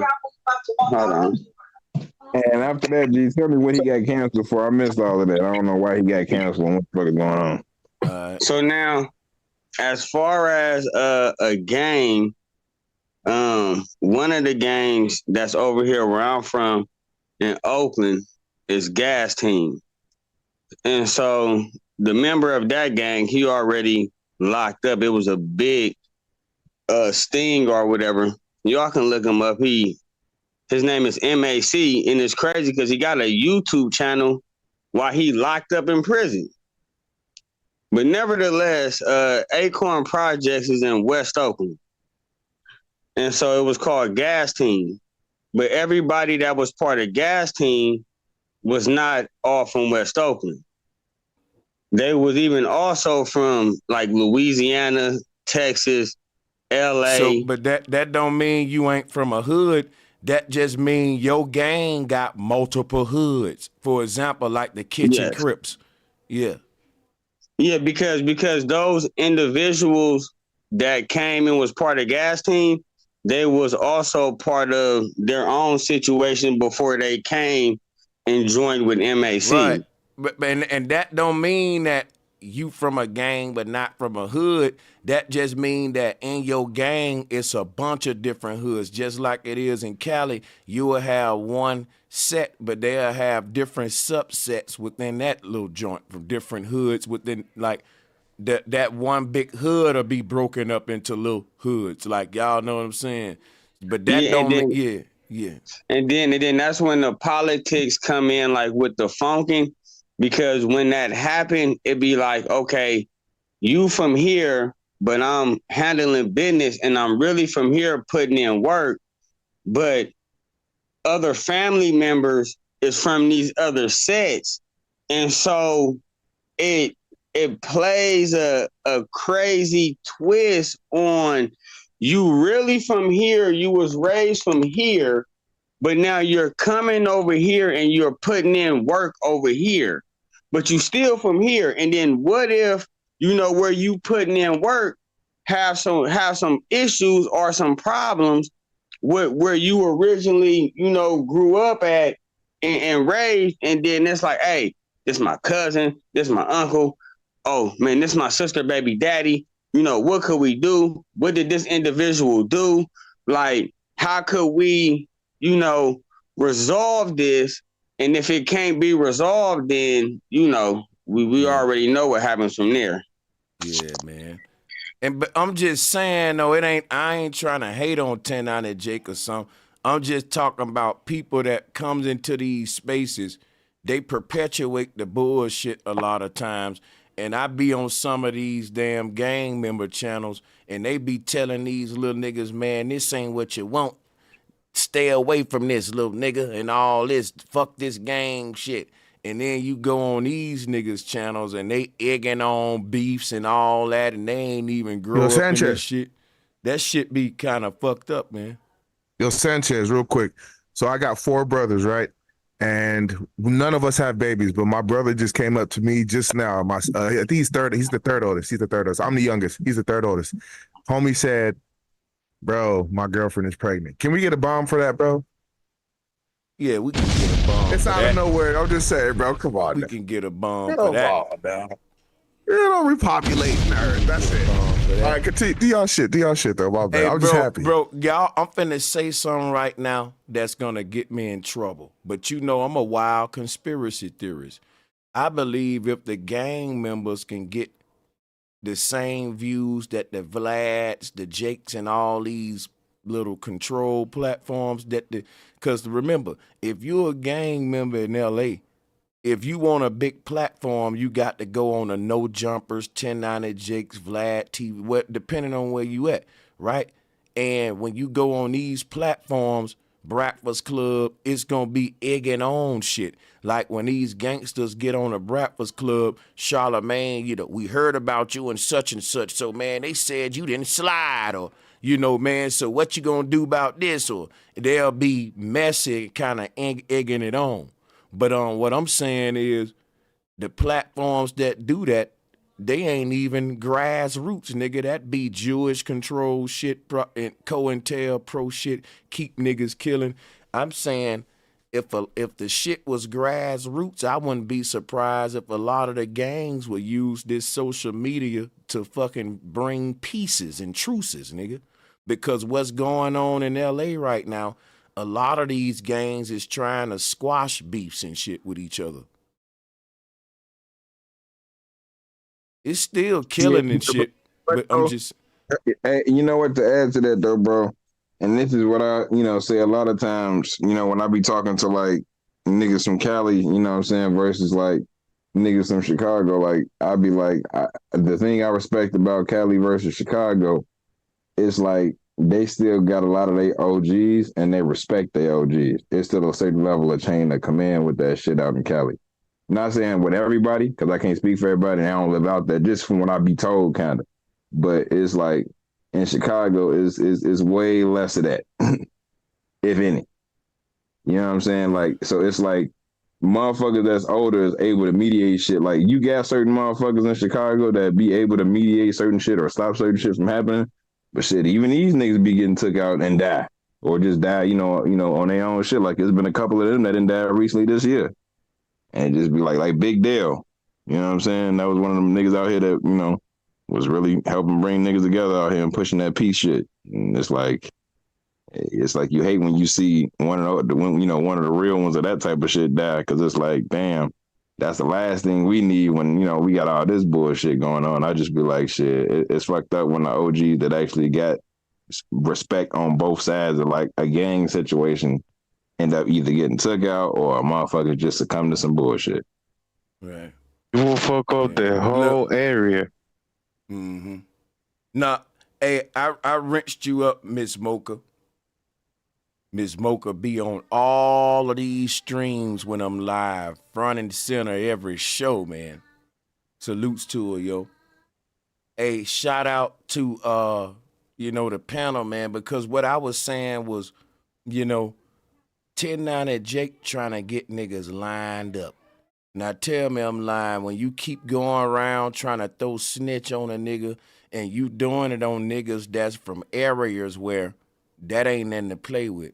So, but I'm going to stay out. I was just saying, like, that's kind of fucked up, though. Are you able to show a video by any chance? So I can know. I'm from California. I got you real quick because Quinn said he wanted me to catch him up. So I'm going to do this real quick. Let me show y'all what's going on. I'm going to show y'all. So basically, 1090 Jake, actually, you know what I'm going to do? I'm going to fucking replay the video for y'all. That's what I'm going to do. I'm going to replay the freaking video for y'all. Appreciate it. So that y'all can see exactly for y'all self. Because, these guys got the good commentary already there. Let me go ahead and cue this up real quick, man. Hold on a second. Damn. Okay, I think it's 1090 Jake. Baby, lock them doors and turn them lights down low. So check 1090 Jake, the bloody Bobby Hill, the Super Saiyan Snitch Slayer. This man right here been making waves online for a hot minute. I'm talking about running the numbers up and running them up high. He recently just passed 1 million subscribers. He's dropping videos, no matter how infrequently, that are consistently doing hundreds of thousands of views on his channel. Bro even got mentioned in Drake's song The Heart Part 6 where he was dissing Kendrick. Yo, bro came a long way from where he started, which was talking about his experience inside the Florida prison system. Giving y'all game on that penitentiary life. 1090's really become a staple on YouTube. At least even found himself making it on Vlad TV a couple of times. The man who get people to snitch on themselves, interviewing the man who snitches on snitches. What a combination. Now, throughout his time on YouTube, 1090 Jake has underwent several transformations as far as his content is concerned, which is normally the case with creators. We all start somewhere. We all have a vision. We all adjust as time goes on. And the same is true for 1090 Jake. He started with his prison stories and his life stories. Then he moved into talking about rappers. Then he moved into just talking about daily crimes. Pretty much if you get your head blowed off, 1090 Jake was going to post you on the channel. And then that evolved into something even bigger when he started posting interrogation videos and paperwork from rappers that have had legal trouble in the past, right? And this formula has been great for Jake and Jake's growth on YouTube. His numbers have exploded since he started exploring this new format on his channel. However, it hasn't come without his backlash. Bro has caught a lot of flack over the last couple months because of the type of content he's posting, and that's specifically for one reason: because he's a white dude talking about black people. Now, don't get me wrong, ain't nothing really wrong with being a white person who grew up and was raised in black culture, but specifically what he's catching a lot of heat over is the way that he has decided to cover black people and black culture and hip-hop culture, because he didn't do it in a way that would uplift the community in any type of way. Instead, what he did was he found this specific niche where he would file freedom of information requests with different counties and different judicial systems where he knew rappers had been in trouble, and he would file these freedom of information requests on any cases that he knew that they had. This resulted in him getting a bunch of paperwork and a bunch of footage of rappers from those cases. And he struck gold when he noticed that if he found a rapper that had cooperated with police in any fashion during any of their cases in the past, he could post that on his channel and do hundreds of thousands of views. Now, on the surface of this, it's not really as bad as it seems, because what he was doing was picking rappers that were supposed to be gangsters. They portray this image of being gang members. They portray this image of being tough guys from the streets. And he would find cases from these rappers. He would find paperwork that showed that they allegedly cooperated at some point. And that's how he would put his story together. It makes sense on the surface because you're kind of exposing people that are selling people a lifestyle that isn't real, right? You're projecting this image of being a person you're not onto the youth. So 1090 Jake exposing these dudes who are supposed to be gangsters but actually cooperating with police behind closed doors isn't really the problem. In fact, I think with most of those videos, he does a good job. But I think the problem that 1090 Jake has ran into is that he's been filing these freedom of information requests. He's been getting the footage and the paperwork of these rappers, and it's been working for him great. But what he's probably finding out is that these freedom of information requests, oftentimes more than not, end up just being declined outright, which means even if you have information about a rapper being arrested and you know all the details about the case, even though you know that, just because you filed a freedom of information doesn't mean you're going to receive anything about that case. FOIAs get declined all the time. So in a nutshell, there's only so many rappers rappers that you can do this to before you start to run out of rappers to do this to. And like I said, when he first started, wasn't really a problem with nobody. They were like, oh, look at so-and-so rapper, supposed to be a big game member, actually cooperating, get a couple chokers off of it and move on, right? Right. So things were all good when he was doing that. But here recently, 1090 Jake has decided to, broaden his horizons, expand the search a little bit, go outside of the rapper territory and see who else he can expose. And this led to him making a video here recently called Hood Fishing Exposed for Snitching After Being Shot 4 times in Florida. This video was posted 6 days ago and currently has about 330,000 views on it. Now, 330,000 views is a lot of views. A lot of people would say that's a pretty successful video, right? Well, that's what you would think until you start scrolling the comments on this video. That's when you notice that everything ain't like it seems. In fact, when you start reading them, you realize 1090 Jake is currently going through what I call the baby effect, which is where all of your fans just suddenly, out of nowhere, out the clear blue, decide that they ain't fans no more. Instead, they haters and they don't like you no more. And that's what you see going on in 1090 Jake's comment section right now. See, when you scroll through these comments, you can see a theme amongst people. They're pretty angry at 1090 Jake, and they're angry for one specific reason. It's because this dude Hood Fishing isn't a rapper. He isn't a gangbanger. He isn't in the streets. He not a dealer. He ain't even close to being somebody that would attempt to put on that type of persona. Instead, what he does is he has a YouTube channel where he makes videos where, get this, all he does is go out and fish. He makes tutorial videos. He's teaching the youth, the youngins, something else other than being in the streets that they can do with their time. He's telling them, look, bruh, the streets ain't for everybody. You could get out here, do something that ain't got nothing to do with the streets and have a ton of fun doing it. There's a lot to learn. In short, this guy's been putting out a positive vibe to everybody around him and on the internet for a couple years now. Bro is a good... So point and shoot went in on him. He just basically getting canceled because he running out of people to put the snitch card on. And he put it on this dude, and people really rocks with this dude as a positive image. So it's just go to show you, like I said, Quentin, 1090 Jake rocks with Drake, and when Drake's house got shot up in Toronto, Ovo was working with the Toronto PD, and 1090 Jake didn't say that Drake was a snitch and come out on him. It's selective, bro. And then the dudes he come out on, sometimes it don't even be, the facts don't even be all the way straight. It's crazy because they'll come out on niggas like BG who really legit, and they'll be defending Tekashi and shit. Man, and that's crazy. And it's just like, bro, but we getting at that point where everybody can't really have shit no more, and motherfuckers is just like, all right, now we riding this truth wave. Your ass get exposed for some shit. Motherfuckers is like, nope, take the cover fully the fuck off. Like, knowing California, 1090 Jake, from what I just saw, it's just kind of like what, like you said, Drake is going through right now. It's we don't need a person outside of the culture telling who his snitches are.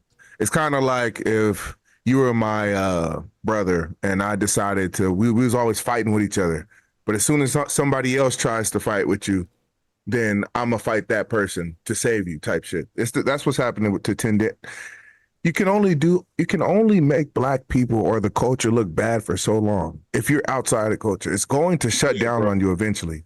hey, cause that shit that Vlad recently did caught his ass back last day. He can't really tell that same I shit. hope he get canceled. The culture, he offended us. Hey, the culture is real, bro.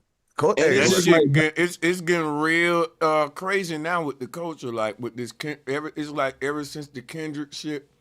Well, really, ever since the Cat Williams interview, it's been clean. It's been cleanup time for real. Like, hell yeah, he started it, but he said, Cat Williams said, "Watch what happens after this interview, and let's look what's happening."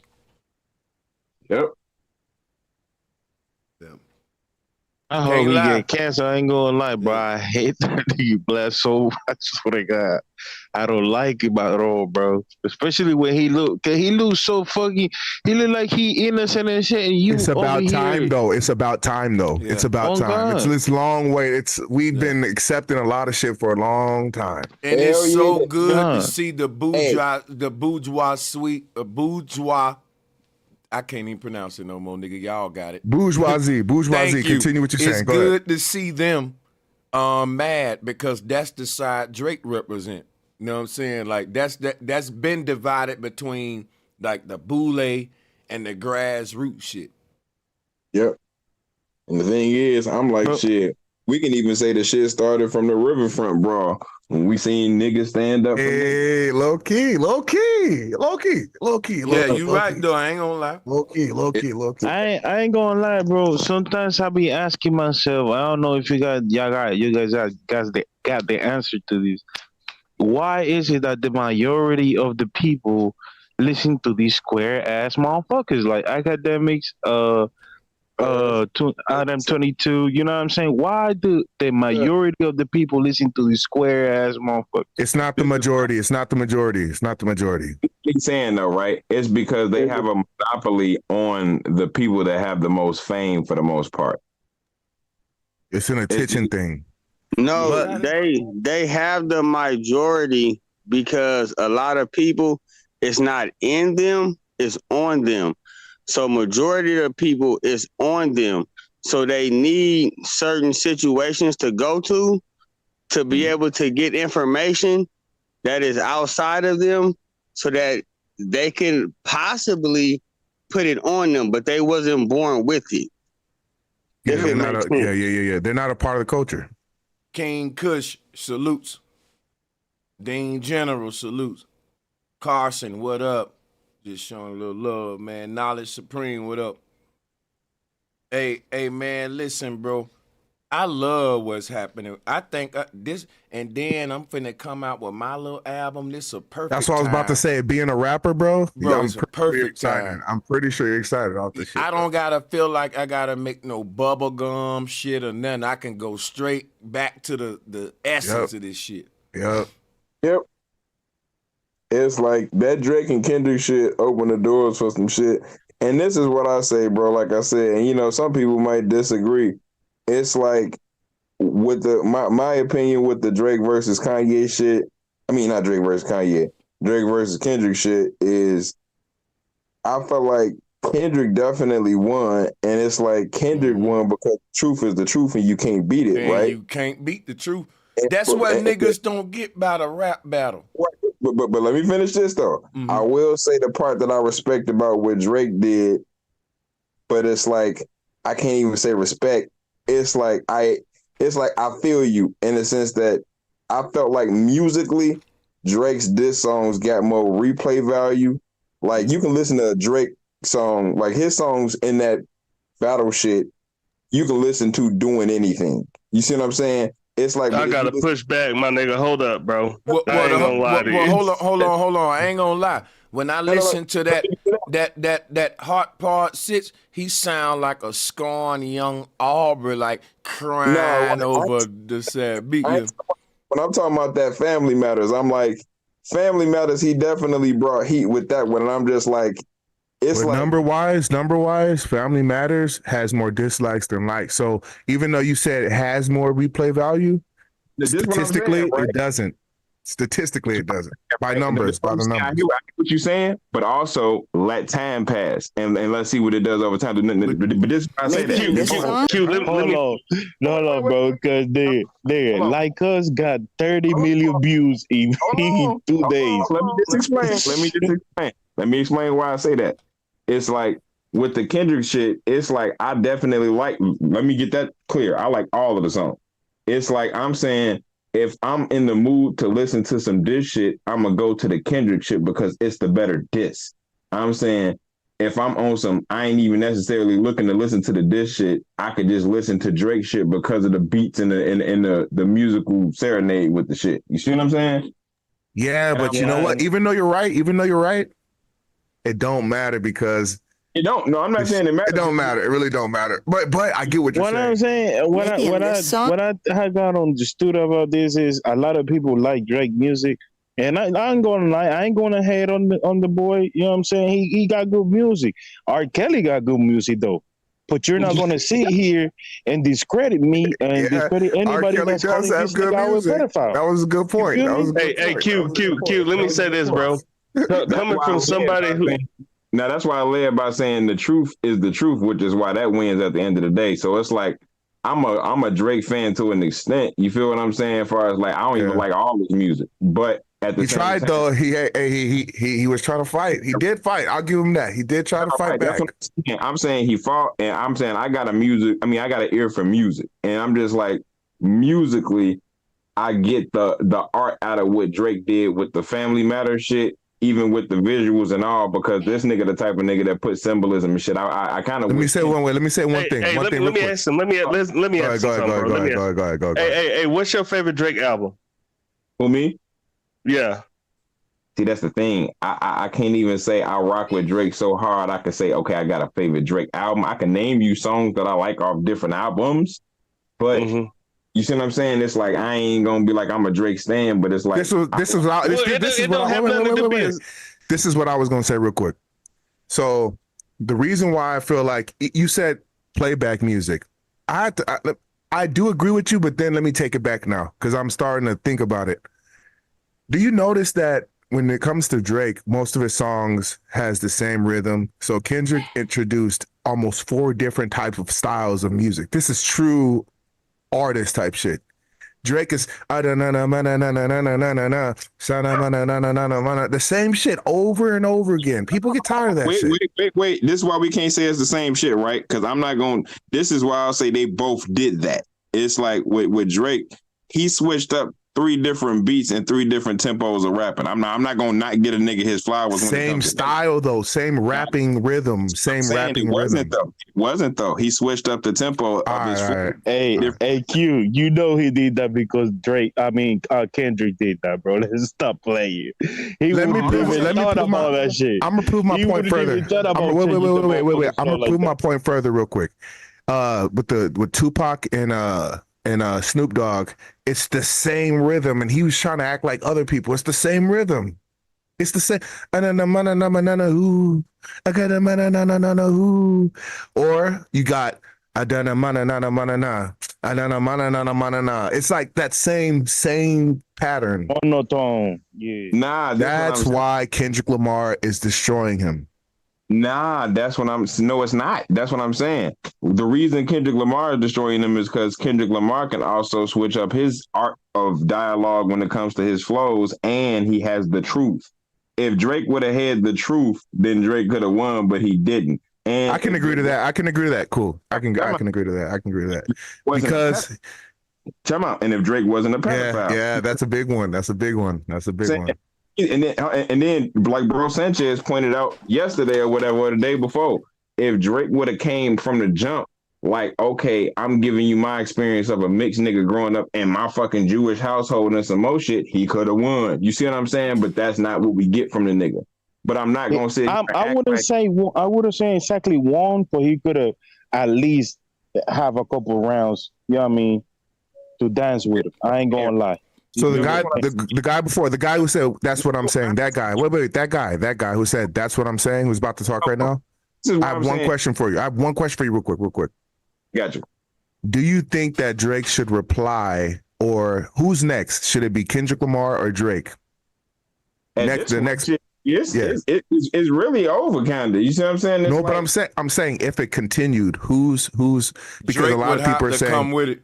That's what they're saying. A lot of people saying that he gave the white flag, so he should come up with another one. So Drake basically forfeited in his last song. He was like, man, I'm glad I was able to get you back on your shit. And it was really sad. It was like... He's sad, bro. He was sad. That boy was crying. You know what I'm saying? And it was fucked up, bro. Is all the memes that's coming out. I know that nigga Drake is mad as fuck, bro. That nigga Did y'all hear about him leaving? Did y'all hear about him sending his kids? My fault. What'd you say, Sanchez, bro? Go ahead. No, I was saying that nigga Drake even got a part at the end of his song where he's like, in that last song, it was kind of hot. I thought about dancing to it if you weren't so mean to me, basically. If you ain't tripling down, like, what the fuck, nigga? This is a battle. You told this, bro, it's so many face palm. Aubrey came out of Drake in his battle. The real Canadian came out of here, bro. Sanchez. What do we think was gonna happen? Yeah, right. What did we think was gonna happen? Drake would do a little more than what he did. That's what all of us thought. No, because you can only do so much. We didn't expect Kendrick to win. It was, if anything, minimally, at least it would have been a tie. On my mama, that's what I said. If they both would have. Can't, Go bro. ahead, Q, my knowing Drake and how he killed Meek Mill on that last rap battle, we would at least been a tie. We would have never thought. This is why. This is why. Time out. Let me Go ahead. As backing up what Bro Sanchez was saying the other day, it's like, bro, the truth is what prevails over all. When you don't have that and somebody else does, and you have the dirt that Drake has against himself, like being a pedophile and other shit, it's like you not winning with that, broski. And what I'm saying is, if he didn't have that and he was honest about who he was from the jump, then he would have. Kendrick wouldn't even had ammo that he had to be able to defeat him, fight like he did. But let's say that, and it don't compare, because when you listen to all Drake's lyrics, it's literally true for his own life and not Kendrick's. When you really start investigating the two niggas' lives, it start to get real crazy. Hey, and another dagger is this fool had a, I don't know what kind of surgery it was, but cosmetic surgery. What kind of nigga get cosmetic? Yeah, he got a BBL, and bro, that nigga trying to say he didn't did the nose thing, right? And they pull up a picture of Dre with the fro when he was younger, with the widest nose you ever seen, and then in the right you can see Dre with a little bit, like it looked like, it got a little bit fixed. You know what I'm saying? So it's like, bro, you telling everybody they lying about you, but you actually lying about everybody. Like, that's what I'm saying. Like, I'm gonna tell you the part that really did it for me, right? When Drake said that Kendrick winning his son life, but all over the man Instagram is him and his son. But the thing is, Drake got a black son that he don't even claim. Yep. And then what make that so Poppy, sad? His name is Poppy. That's his son's name. And what make that so sad is that Drake got a black father that he lied on and said won in his life when that black man was a good father. And you did a stream on that. And he's really not in his own black son life. Now, ain't that some shit? What did you say? You said his father was asking him, why you talking about me knowing I was in your life? And then he said, for views. You said some shit like that, right? He was like, father, because it makes money, right? It makes more money. It sells records. It sells records, yeah. I would never tell my dad that. Oh, Dad, I'm shitting on you because I can make more money off of it. What? But you gotta think though, Drake raised in it.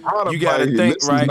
Drake, hold up real quick. You got to think, though, Drake is raised in a Jewish family, so money can excuse every damn thing, damn near money. It's like they fucking religion, right?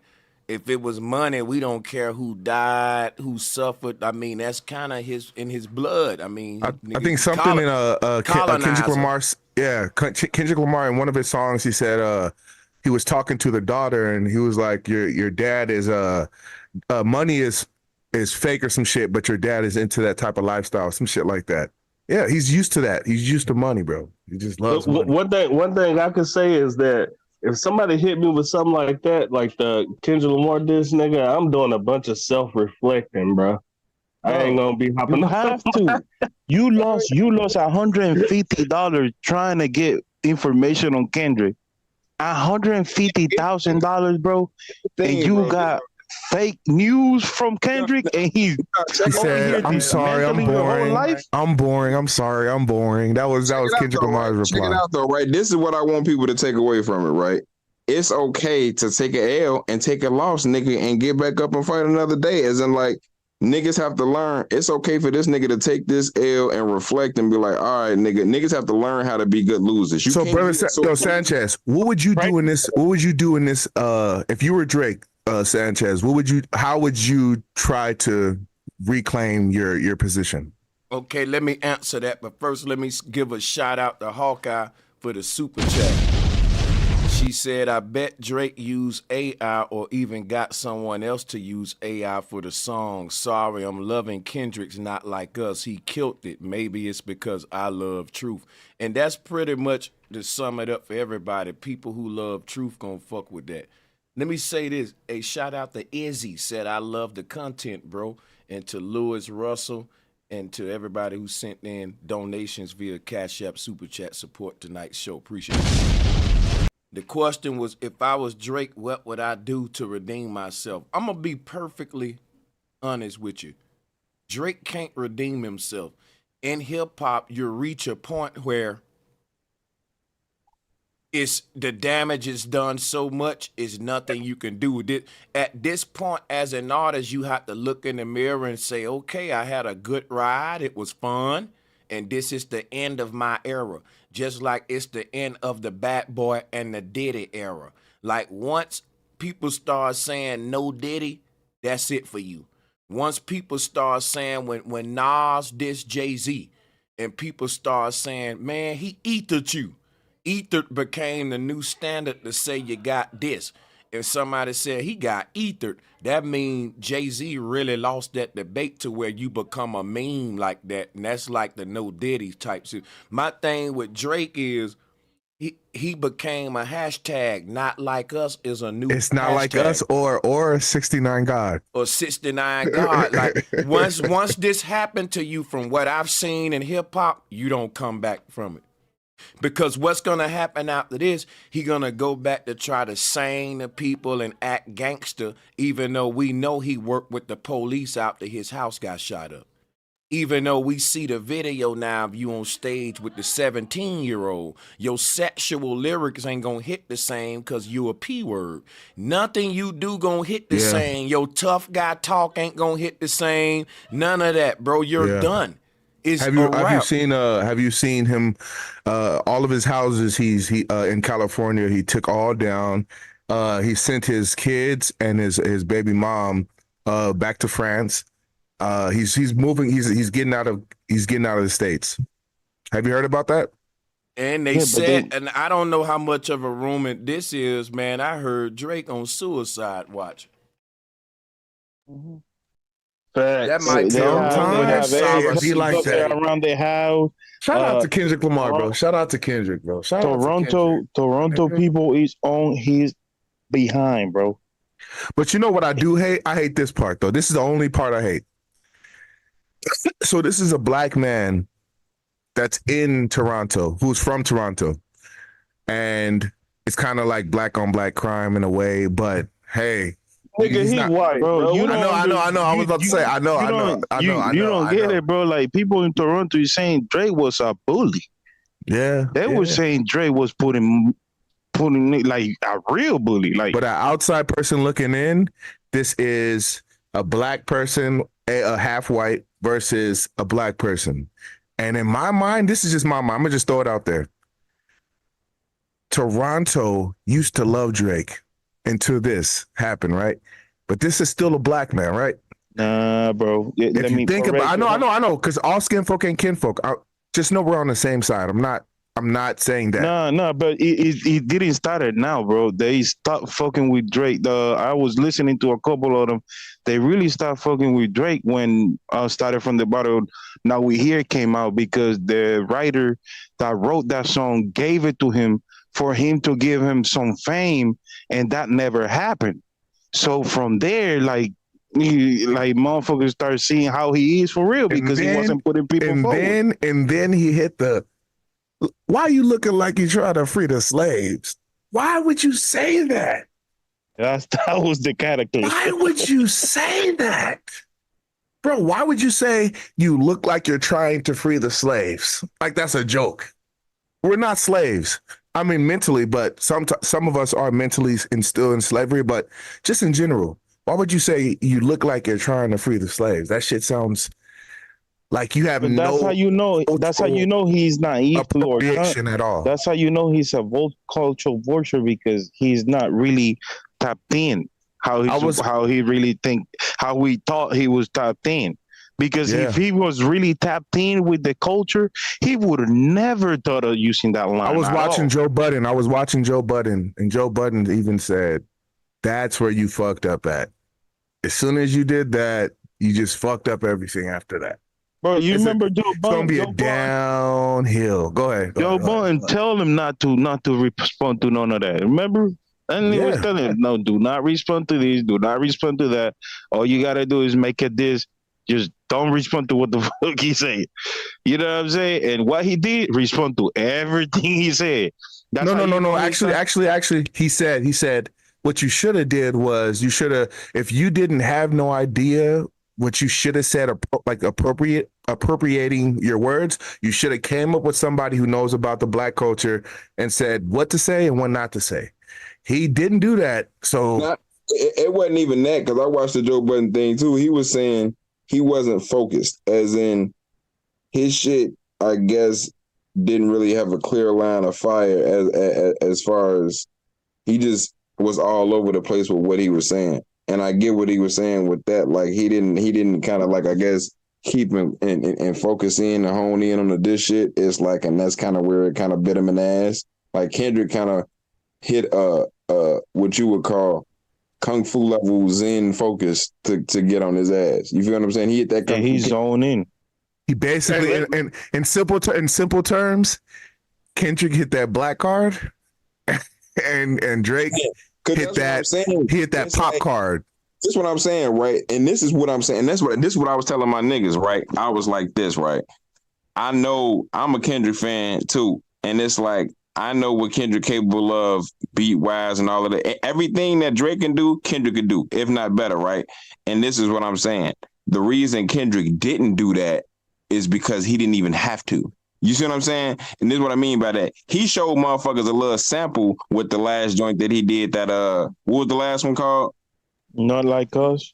Yeah, Not Like Us, which I liked and fucked with. I'm like, okay, that motherfucker had some bounce to it and some West Coast flavor. I'm like, definitely fucking with it. But I'm like, that's just a little sprinkle.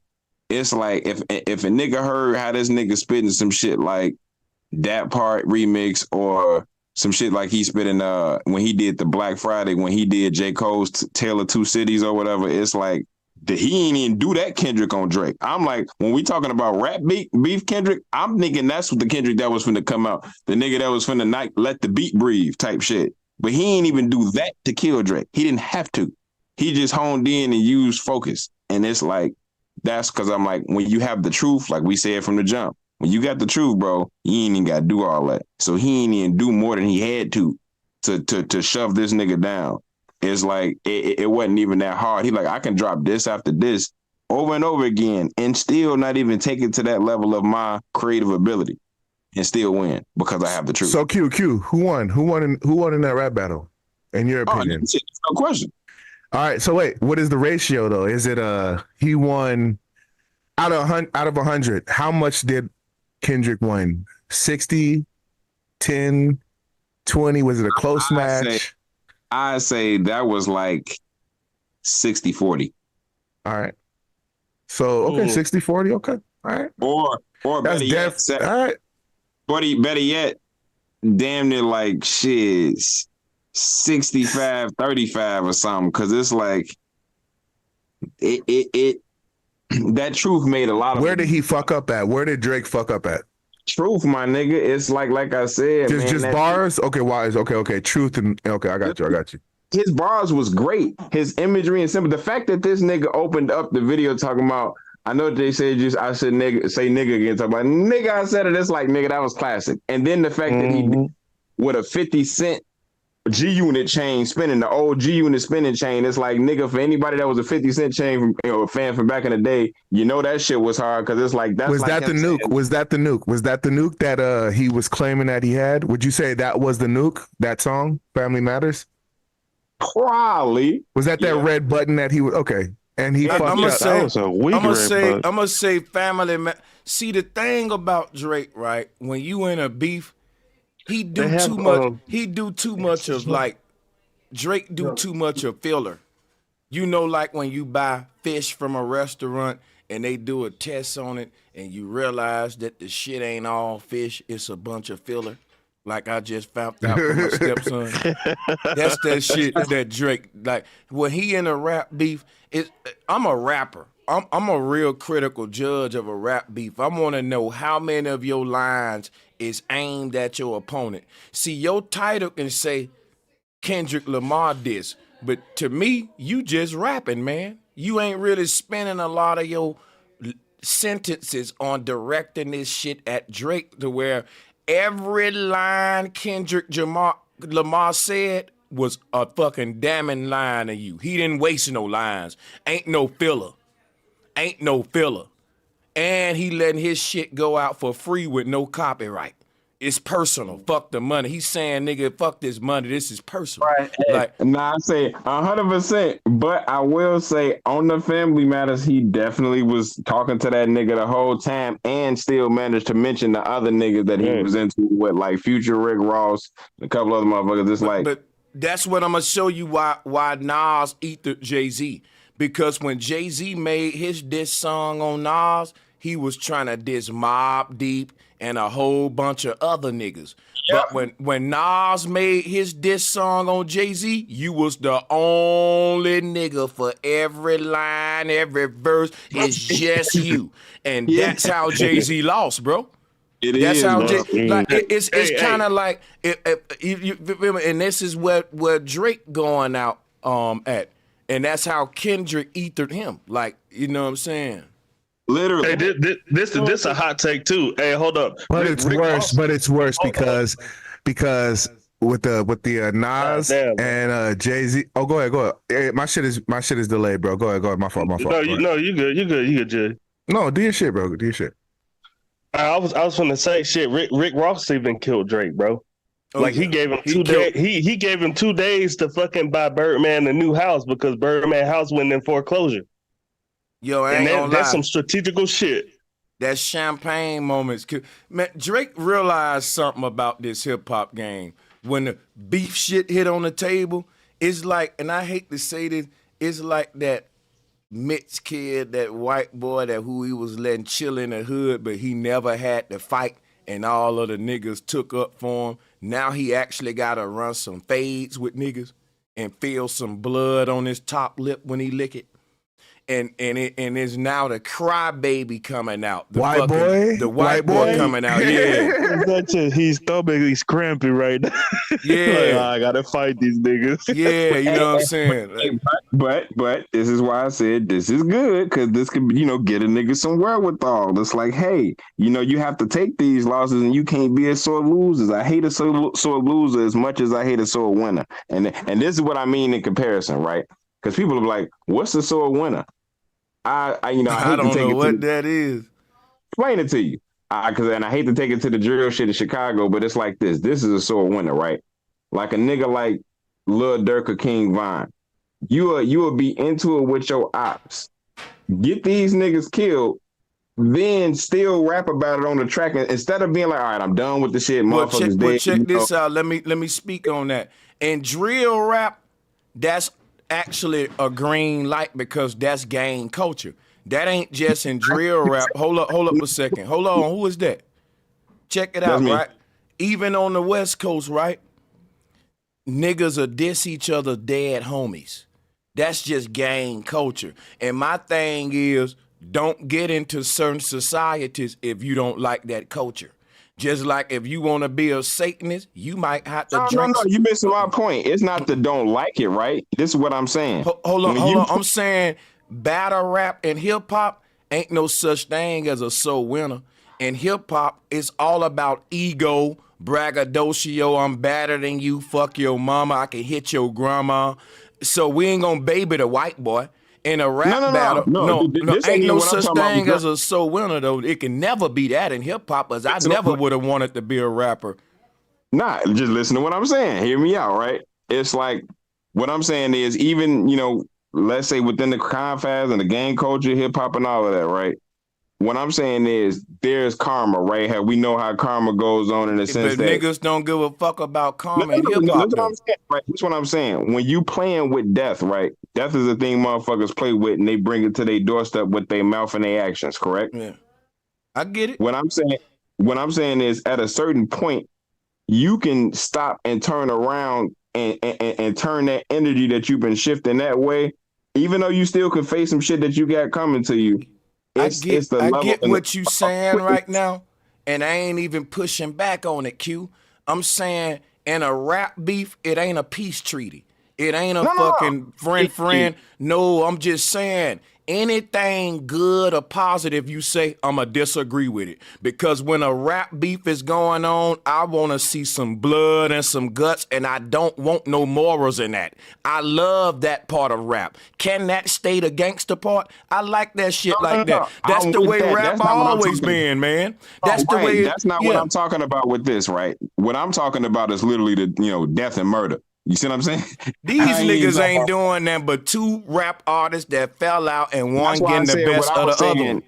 No, that's why I was saying what I was saying didn't necessarily pertain to Drake and Kendrick. I'm just saying what a sore winner can be when it comes to the streets. I still don't know what a sore winner is, because where I'm from, if a nigga dunk on you, he gonna say these nuts in your mouth, nigga. And somebody may say, man, come on, that's a sore winner. They don't say that in my hood. They say, ooh.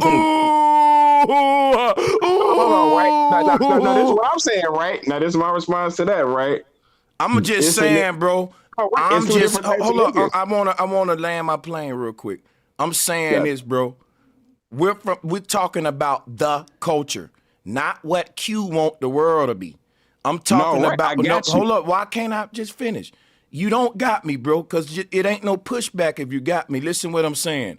I'm talking about the culture. The culture that we come from ain't no fucking holding hands. Look, if y'all run a fade and that nigga knock all your front teeth out and say, you crooked mouth bitch, you lucky I ain't kill you, and he keep talking and spit on you, that's fair game. Ain't no fucking baby, and that's a soul winner, man. A nigga can, dude, if a nigga win, he's gonna, that's what I'm telling you about. I don't understand what a so winner is. I know what a so loser is, because if a nigga slam dunk on me and say, these nuts in your mouth, nigga, I got to have enough character to say he dunked on me, he got the right to stun on me. I ain't gonna fight him or shoot him just because he said these nuts in your mouth. I'm gonna try to block his shot the next time. See, that's what that mean. I got what? I ain't a so loser. Now, I don't know what scenario you can paint to where a nigga can be a so winner, because even in the NFL, when a nigga score, he dance on you. Dion would dance all on a nigga. We ain't just gonna score on you. We gonna celebrate, dance, Lambo leap. And so I'm still confused on, if you take that away, the shit ain't even fun no more. This is what I'm saying, right? I'm saying if I dunk on you with, put my nuts in your face, right?